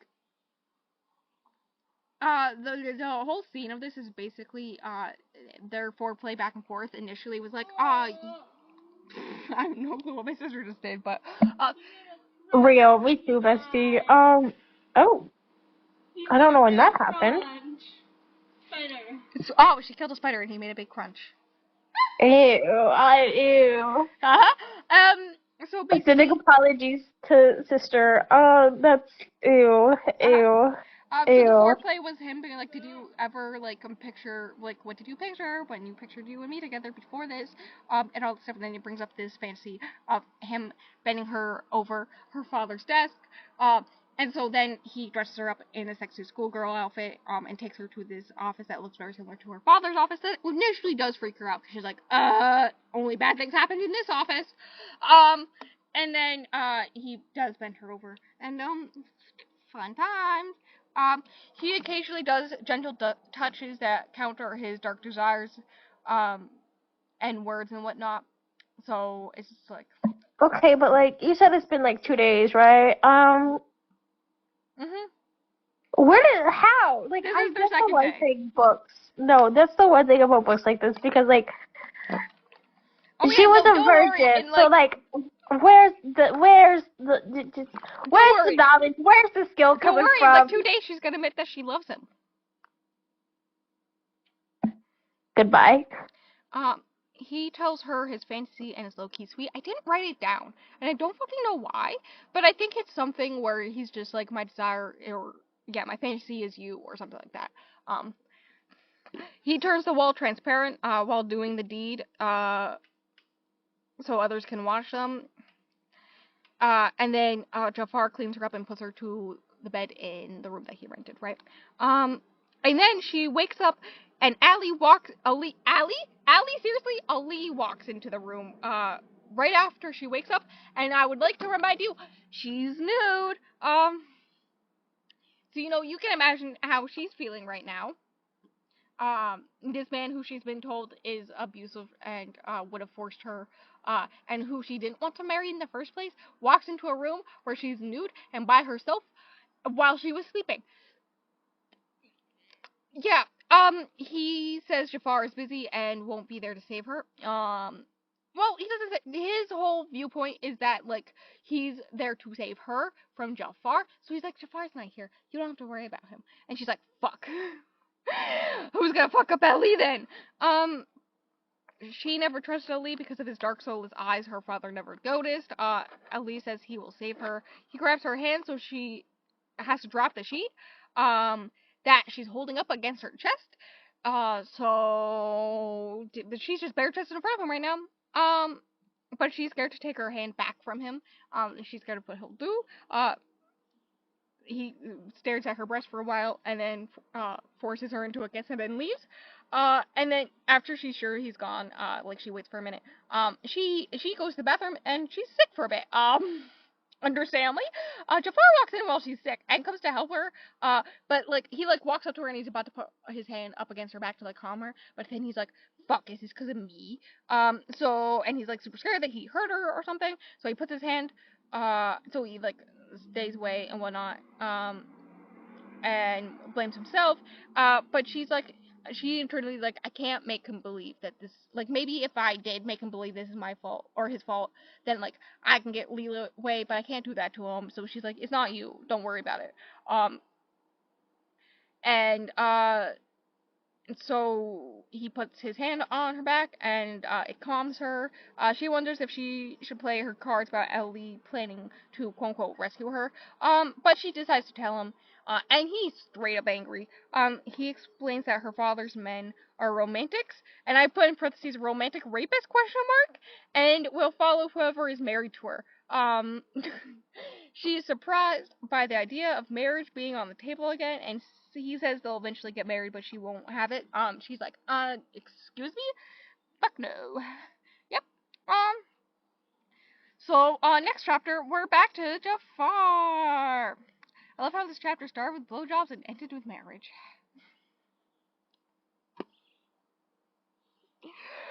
I hate myself. I hate myself. It's okay.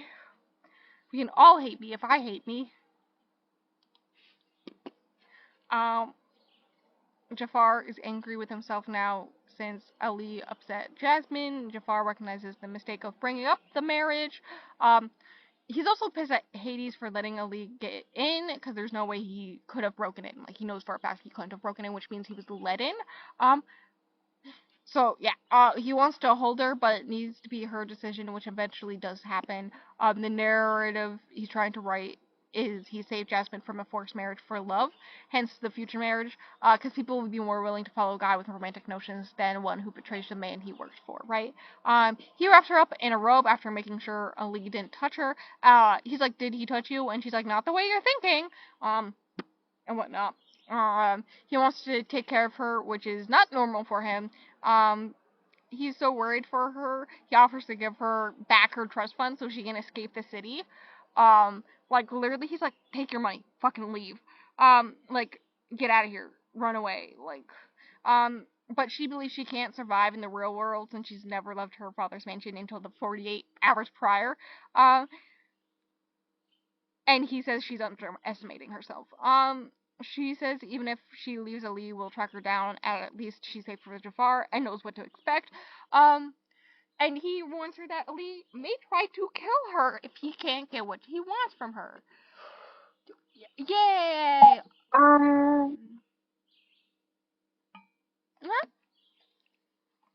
I'd like to remind you, her father chose this man for her. I'm just gonna set my water. He realizes that now that he's had her, how he's always wanted her, he wants her to want him, which he recognizes as nearly impossible with all the baggage between them. So now that he's banged her, he's like, wait a second, I want her to want me back. And then he's like that will fucking happen. Spoiler alert! It does. She changes into provided pajamas, and he gives her his jacket. He's like, she doesn't need it. Like, she's covered up and everything. But I like seeing her in my clothes. So I put her in my jacket, and I'm like, valid. He plans to go to talk to Hades and leave Jasmine behind in the room, but she doesn't want to be alone because of everything that just fucking happened. She says she'll follow the submissive rules, but he wants her to be there as herself because it has to do with her safety, and, like, she should have a decision in it. And she's like, fuck, really? So she gets to be stopping the, like, submissive meek girl that he was having her be, and go be, the Jasmine who fights back, for, like, one scene. And kind of great. He's still angry that Ali got close enough to say / do something to make Jasmine so upset. He never learns what Ali did in that room. Fun fact. Yeah, he's upset about this and would rather face Hades than be left alone. Yeah, he's upset that she'd rather face Hades than be left alone, and he's like, fuck, what does mans do? He wants to help her feel better, but he thinks he only destroys things, so he can't help. He apologizes for leaving her behind. Jafar is ready to kill Ali. Jafar reminds Hades that he has cameras all over the place. Oh yeah, so like they go in to the room, and they're like, bitch, Ali just broke into our room, and all this stuff. And he's like, I don't have proof of that. And he's like, bitch, you got cameras in every goddamn room.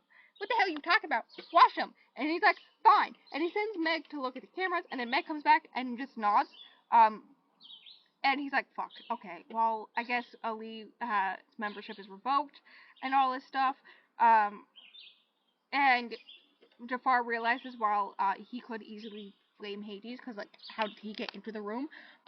It won't get anything done if he does try to, and it'll just put him on Hades' bad side, which is a bad thing to do, without any proof, so he lets it be. Jafar makes Jasmine sit in his lap as a power play, but also to calm her since she's still shaken during all this, and whatnot.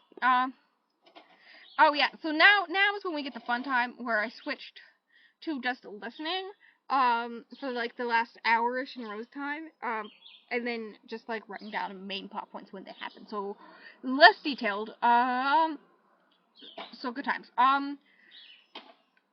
he takes care of her, carrying her and holding her while cuddling. Jafar plans to go after Ali and leave Jasmine on her own for 2 days. He's actually, planning to kill Ali himself. And then they have phone sex. Very important. Jafar agrees for Jasmine to get normal clothes like she wants, so Tink comes on one of the 2 days that he's gone. But Meg crashes the whole thing. Meg offers her freedom, but Jasmine doesn't trust her, and she recognizes this to distract Jafar so they can take him out because they're worried that he will try to expand the territory, even though because he's already stolen territory. But it's not that. He's already stolen territory from someone else. What's to stop him from continuing? So in order to take him out, basically their current plan is to help her escape, and then by her escaping, he'll be distracted, and then they can take him out, right? And she gives her 7 days to make a decision. Jasmine wishes her and Jafar could have an equal relationship like Meg and Hades. Ali is still on the run. Jafar makes sure Jasmine actually wants the sexual relationship. The fact that Jafar moved up the timeline for her to keep her safe from Ali warms her heart. She gives him a test to see if he trusts her and finds her capable, but he deflects her question, failing the test. I don't remember what the question is. I think she asked what he wants or something, and he's just he just says something dumb thing, and she's like, fuck you. And he instantly recognizes that she gets upset for some reason, and whatnot. Ali has killed some of Jafar's men at this point. He doesn't want to keep her locked up indefinitely and plans to send her to college like she always wanted once Ali is out of the picture, but he doesn't tell her this. So she decides she has to escape because she believes he'll always keep her locked up like her father. He orders her favorite food, which is also a surprise is her, the drink thing, and he, makes, a candlelit dinner type thing, because he's I can't take her out, but I can bring the dinner here and all that. He had, pay exorbitant fee to, have them bring the food to him and all that. Snap's delivery is DiGiorno. Fuck me. Only I find that funny. When she eventually admits she wants to be a software engineer, he's all what do you want to go to college for? And she's like, what does it fucking matter? It's not like I'll be able to go. And he's like, no, I actually want to know. And so, she finally admits that she wants to be a software engineer. And he's like, what? He's so surprised by this. And she reminds him no one has ever seen her more than a pretty face, so of course he's surprised. And he's like, true, point taken. She has actually good business idea, big brain, and hot. Amazing. Basically, she has this whole idea where, most of the money, in these enterprises are paper money dealings and whatnot. Which is, fine and all, but they could also do stuff, with, electronic money and whatnot. It's like NFTs before NFTs were a thing. And whatnot, which would increase their enterprise by enterprise by so much and all this fun stuff. And he's like, you know what? That's a fucking genius idea. Okay, we can do that. I will get some experts to come to the apartment, and you can tell them what to do, and you can be in charge of it. And she's like, I'm sorry, what? And he's like, yeah, well, you're not a software engineer yet, so I need, other people who can do it, but I'll, bring them to the apartment, and you can just, be in control of it. She's like, hello? He admits he pays attention to what she needs at all times, and that all he ever needs is her. And because of that, she finds it would be easy to fall in love with him, and is already halfway there. Oh no! She's getting claustrophobic with her life due to needing to stay in the apartment all the time because of Ali. He invites Meg over for a threesome so she can feel better. I mean, I already told you this threesome was gonna happen, so. Uh-huh. I'm 100% sure I'm overheating. Hook would give up his... and I quote, they said at one point, Hook would give up his right arm to be with Jasmine. And I straight up laughed because he's Hook. Because he doesn't have an arm. Because he is a hook for a hand. And he would give up his hand to be, I laughed. It was very funny to me. There's a very long sex scene with threesome. It's not important. They cuddle to sleep, but Jafar is gone when she wakes up. Which upsets her. She assumes that he just left as soon as she fell asleep. She thinks Jafar will always choose power over her, and she can't accept this. she needs more. She loves Jafar. She admits she loves Jafar. It's been like a week. But she's all like, I love Jafar. Normal thing, you know. Yeah, so she decides to call up Meg, and accept the deal. Or she'll help her escape. Spoiler, it's a trap. Literally my next note is the deal was a trap and Hades has handed her over to Ali. Literally basically Ali made a deal first, so like, yeah. What the fuck? Uh-huh. And like, Meg actually looks like kind of guilty about it, like upset, when it happens. And she's like, well, fuck you all. Sadly, she does not go after them after the end books, what? She does not go after them after... Did Meg not know that was stuff. gonna happen and that's what happened? I'm just like, I really wanted her to go after them at the end, but they didn't. It's sad face. I'd read a whole entire, just like 600-page political book about Jasmine going after Hades for this shit. And not a lie. Literally my first review of this book, from last year, was literally me saying something like, why did I like the coup more than any of the relationship stuff? Which, like, yeah, that's a me. But Ali takes her and puts her in the trunk of the car, and she's like, seriously, the fucking trunk? She understands she has to save herself since Ali has been hiding from Jafar so long. There's no way he can find him, and he may not be able to save her in time. The place where he is taking her to is her father's home. She's literally right back where she started. When they're walking through the I don't understand why they're going there, but okay. I don't know. I think it's supposed to be like a power play thing to be like, hey, Jafar may have taken over thing, but like I took Jasmine from him and I still have the house, so like I'm the real one with power. Yeah. So when they're walking through the hallway, because he's taking her to her room, her old room, they walk in the hallway, you know, from the very beginning, and she sees her underwear in, like, up against the wall at one point, and she's like, ha, good times.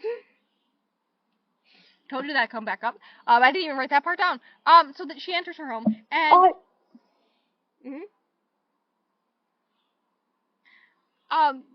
She gets dropped off at her room, and she quickly finds the letter opener from before, left where she had dropped it when she had tried to attack Jafar in the very beginning, right?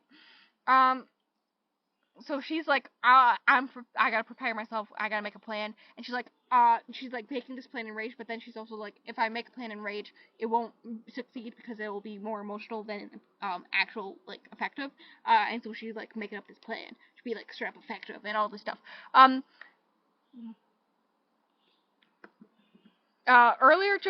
Also, like, there was a point earlier on, like, really early on, when Jafar did get confirmation that, if Ali had been the one to enter her room that night, she would have killed him, which is, a hint at something that's gonna happen soon.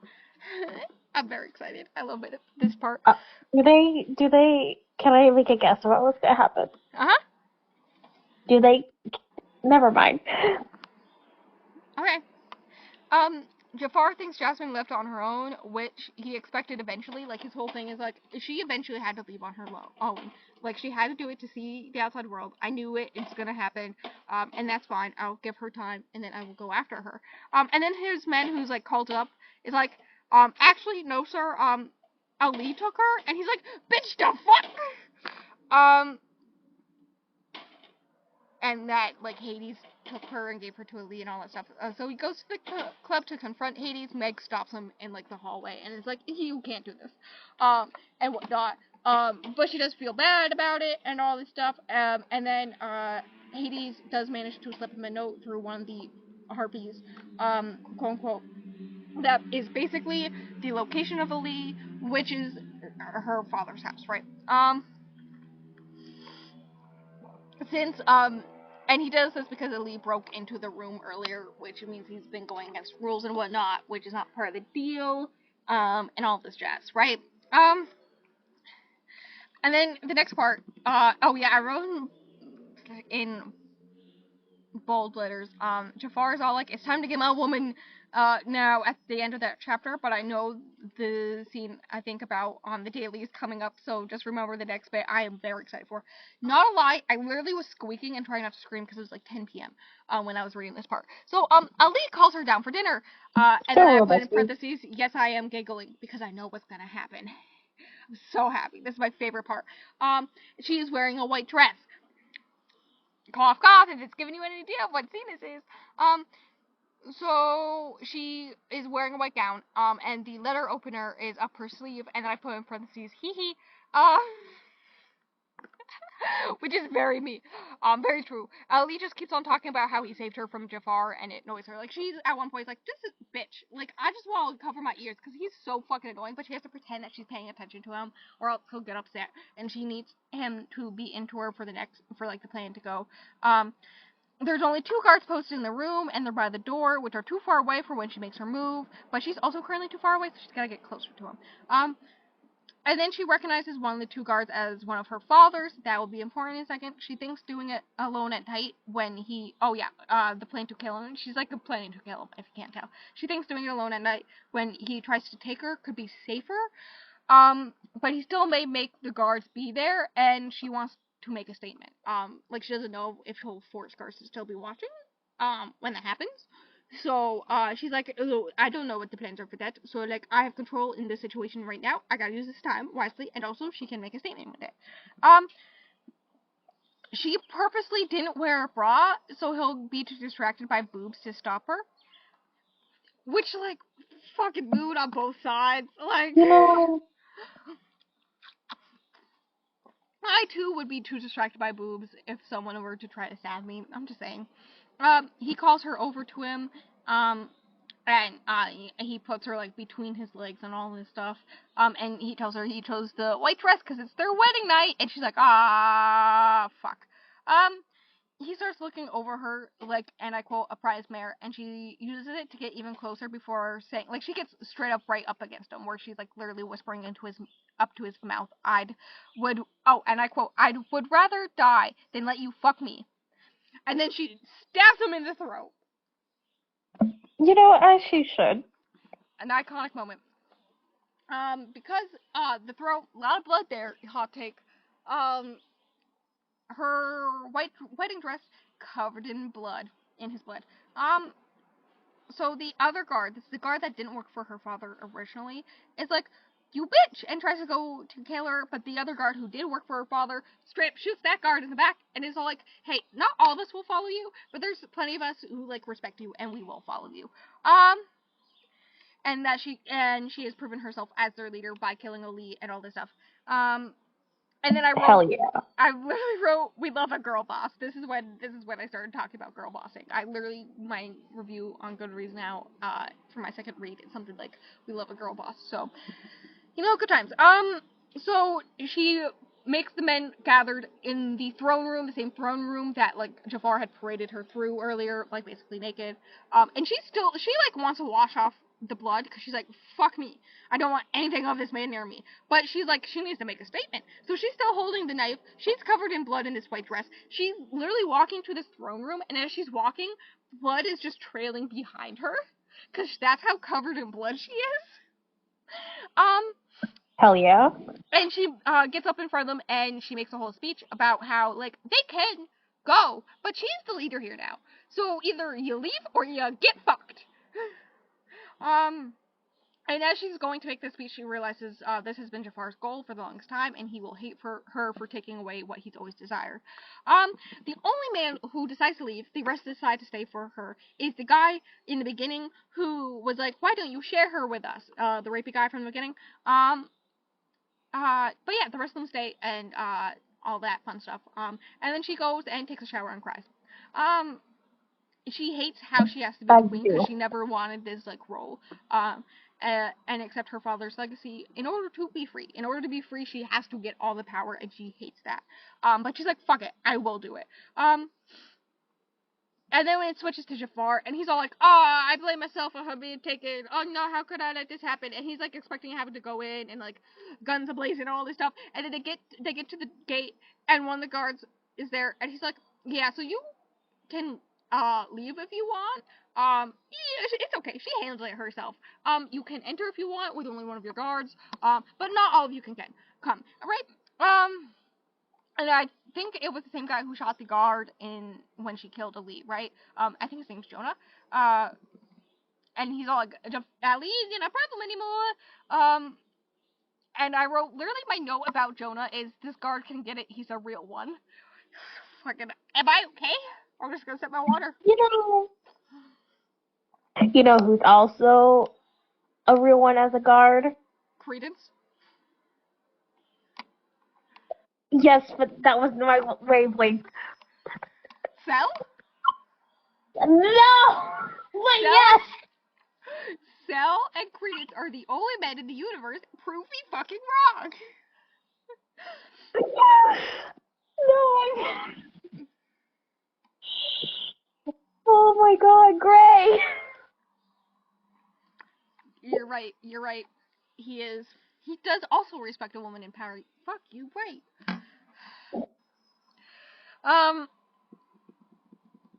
So Jafar enters with Jeremiah, his second command, right? And she is wearing a different outfit now because she showered. But she's still holding the knife, and she's walking down this like staircase, in like a ball gown, looking like the queen she is. And he's all like, "Oh fuck, she's the queen. She's my queen." And I'm like, "Hello?" And he apologizes that she had to kill Ali herself. Like, he's all like, I would have done it. I'm so sorry you had to deal with that. And I'm like, a real man. She offers either he obeys her and becomes her second hand like he did for her father, or exile. And he always intended to have her at his side as a queen. It'll just be another way around than he expected, so he instantly bows down to her. And he feels pride about it. Icon. I love this part. Can you tell I love the last 2 chapters? Yeah. She makes sure he understands outside the bedroom he's her right man, but in the bedroom she's his submissive. I like that she takes him upstairs to her room and then they start having a conversation while they low-key bang. He asks her to marry him, and she says only if she's still ruling in a year. And he's like, fine, I'll fucking take it. They bang and admit their love to each other. Yay. He calls her brilliant and his queen, and I wrote literally the last line in the whole book is him calling her his queen. Which is fucking gorgeous, and that's the end of the book. Yeah. Yeah, that's the book. You got any other thoughts? This is almost 2 hours long. No. Do you think I'm team Jafar in this book? No, I'm team Jasmine in this book. Fucking, I dream about that scene where she, like, straight up stabs him, and then she's just walking around in the bloody wedding dress of the man who tried to take her, and she's like, no, this shit's all mine now, bitches. And I'm like, yes, an icon, I love you. You were the woman of my dreams. You know. I have a thing for a woman who could kill me, so, it's fine. Yeah, we know, bestie. I know, we know. Yeah, anyways, I originally rated this 3.5 stars when I read it last year, and I upped it to 4 stars, so. Yeah. I think it's because this time around, because I already knew that she was gonna become the ruler and whatnot, I started to recognize all the hints that she was, like, really smart and, like, actually knows what she's doing about this whole political stuff, and that she would actually be a good ruler. Like, all these men just assume she wouldn't be because she's a woman, but then, oh, by the end, she fucking ruled them all, and she's good at it? Hell yeah. Yeah. You got anything else to say? No. Okay. I enjoyed this, though. It was great. Good, because there's multiple more in the series. I don't remember how many books in the series exactly, but there's multiple. I'm pulling up the schedule for the month. Okay, so, this is where I ended off until, the things, promote all the things. In the description of this episode is our, links and whatnot. Also, in my links, I don't know if you have any of your links, but in my links, there's now an Instagram for the podcast run by Stingray and a YouTube run by me where I am currently uploading all the episodes. By the time this episode comes out, I will be completely caught up. Hilariously. So good times. That's the thing. I have not updated the links, but I will. I updated the links instantly. I'm psychotic. Literally, you sent me the link. Or no, I saw you the day after we talked about doing the Instagram. I saw the Instagram for our podcast that I didn't know existed. Follow me on Instagram. And I went, oh, cool. And then I added it to my links. You know, I still haven't posted anything on there. I don't know what to post on there, like, actually, like, I don't know either. but, like, reels of us being unhinged. And yes, that. So the month schedule, we already talked about that there's gonna be 2 episodes.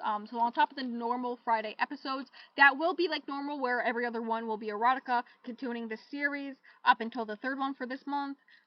Before we switch to what's her name, Kay and Krim month. Dusty, I have a very important question. Uh-huh. Is Trisix Venom technically a normal episode? Yes. Okay, good. It deserves to be technically a normal episode, not an extra episode. Don't worry. It is. So yeah, that one and our buddy read for technically May, the one that we're both currently reading, are the normal episodes, quote unquote, for June. And then on Mondays you get an extra episode. Obviously Trisix Venom is being led by Stingray because I DNF'd it. And then the 4 extra episodes in order from the 5th through the 26th are To Be Devoured, also run by Stingray. So all next week is Stingray week, apparently. Yeah, Her To Body, Be Devoured is definitely my fault. yes. Her Body and Other Parties, which is a short story collection. I Wish You All the Best, which is a book I really think you'd like. It's gonna be a good time. I also keep on telling you to read the author's second book because I fucking bawled my eyes out when I read it. And you still haven't read it, so we'll get there. How dare you? We'll get there, Rusty. Okay, we'll get there. And then the 4th extra book is Loveless, mostly because it was already on Stingray's TBR. All 4 Listen, I have to read another Alice Oseman. I haven't read a new Alice Oseman in a while. I gotta get this Alice Oseman vlog out. Like, I gotta do this. I keep on telling you to read Loveless. I think you would really love it. But yeah, that's a good one. I really liked. I want to say all of these I rated 4 stars. That's a lie. Her Body and Other Parties I've rated 3 stars, but otherwise I rated all these extra episodes 4 stars. They're all rereads. Yeah, I found Her Body and Other Parties was audio, but I feel like I should just read it since it's short stories. I don't know. I'm gonna be taking notes. So good times. I'm probably gonna take notes actually in my physical copy because I actually physically own it. Like I actually spent my real hard-earned money on it. Yes, I seen that. I saw that. I watched your video. I watched your TBR video. One of my favorite professors in college actually knew the author and brought up this book, and so I was like, I think this book is like, because for like creative writing people, instead of like a thesis to get your master's, it's like you actually have to like write a book or something like that. And I think this is hers. Her Body and Other Parties is hers. That actually got published and all this stuff. So that's fun. Don't quote me on that, but I think that's what it is. But yeah, those are all the extra episodes. Yes, I will be going fucking insane. Me too. Don't worry. Because not only do we have short one first. Film, I'm planning to do 2 videos a week. We have to record the podcast 2 times a week. I'm planning 2 videos a week. Plus the podcast stuff. I have to run multiple Instagram accounts. It's fine. We're fine. We're normal. I have to read 22 We're like, it's a month to give pride to all us gays. Let's stress ourselves out to the point where we kill ourselves because we gotta do all the stuff. There's nothing else to do, really. It's so us of us to just actually try to read 22 books in a month. Listen, a lot of mine are short, and what's that? So I at least I do myself a favor. And they're gay, so I'll have fun, therefore they go faster. I think only 4 of mine aren't gay. And 3 out of 4 of those are 4 book clubs. One of the book club books I'm reading is gay. And then the 4th one that isn't gay is your buddy Read with Jerica, that I'm just like, hello! Yeah. I'm here now! I don't mind. It's okay. I wrote a paper on the Lost Hero once. Did I tell you that? No. What the fuck? For one of my finals for my least favorite class I ever took in college. It was a fiction class, and we had to do a paper on long form fiction or something like that, about something and I don't remember what it was, but I did a whole entire paper Oh, I think it was supposed to be a paper on like descriptors and descriptions and how they're used in books. And I spent a whole entire like 6-page paper comparing The Lost Hero and A Court of Thorns and Roses. I knew you read A Court of Thorns and Roses when you were in college. I didn't know what it was for or why. I Or read it just for fun, and then I used because. it for that paper. Because it was actually perfect. Because Oh. like the main character for that is like a painter, so like she's actually supposed to know these things. But like also the way things are described are really fucking weird. Like, what do you mean this lake is made out of starlight? I don't fucking understand you. I wouldn't Meanwhile, know Rick what Riordan you. out here is just a god. Thanks very much. Who loves Taylor Swift? As he should. The fact you went to a fucking Eras Tour concert, as he should. I know. They had the leg of her concert that's over in this area was just the other night. I'm talking New about York. the Boston one.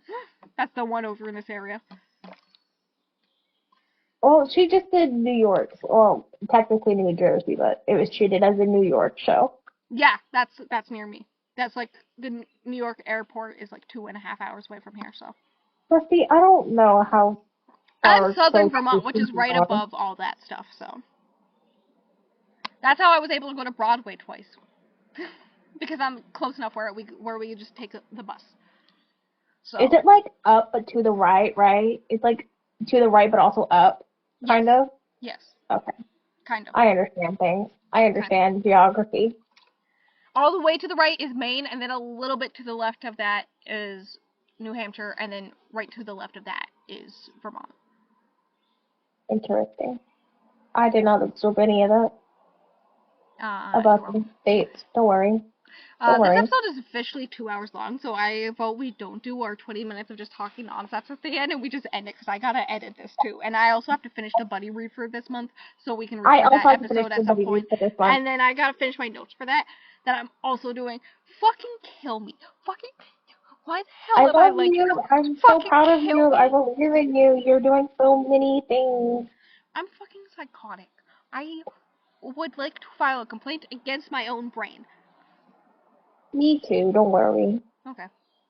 Did my sister go inside? She went to do something. She looks like she's done priming, but she left her water and her sunglasses and her headphones out here. I don't understand. The unbranded headphones, because I will not say anything until I get a sponsor, and by a sponsor I mean I just want free pairs. Please, I have such a great story to tell. Sponsor! I don't think it's ever gonna happen, but okay. I can dream a dream! I don't know, I will YouTube's also apparently dream. popping off. I don't know what the fuck is happening Imagine there. you just email me and be like, hey. My sister was ready to email them and be like, hey. And I was like, I don't think I'm popular enough for them. Though our YouTube is popular. It doesn't hurt to try. I don't know. I don't know. Right? I don't know. Okay. But yes, the YouTube is a thing. It's popping off. It's a good time. Literally, I just checked because I knew it was at like 23 before. It is now 36 views for the Things We Never Got Over episode. And like, because it's a popular book. How is our watch time though? Oh, my puppies have died now. My average view duration, average view duration, there we go, is still pretty hot. Like, when there was only a few views, it was like over an hour, which is basically the whole episode. And now it's down to below half an hour, but that's still fucking pretty high, especially for me. Yeah. And it hasn't even been out for 24 hours yet. Hello? Why am I nervous about that? Like, Hello? I thought Heartstopper was going to be the one to pop off again, because it had 5 almost instantly, but no. It's still at 6. I'm telling you, it's the romance, bestie. The romance. The romance. Good thing I read a lot of Raka.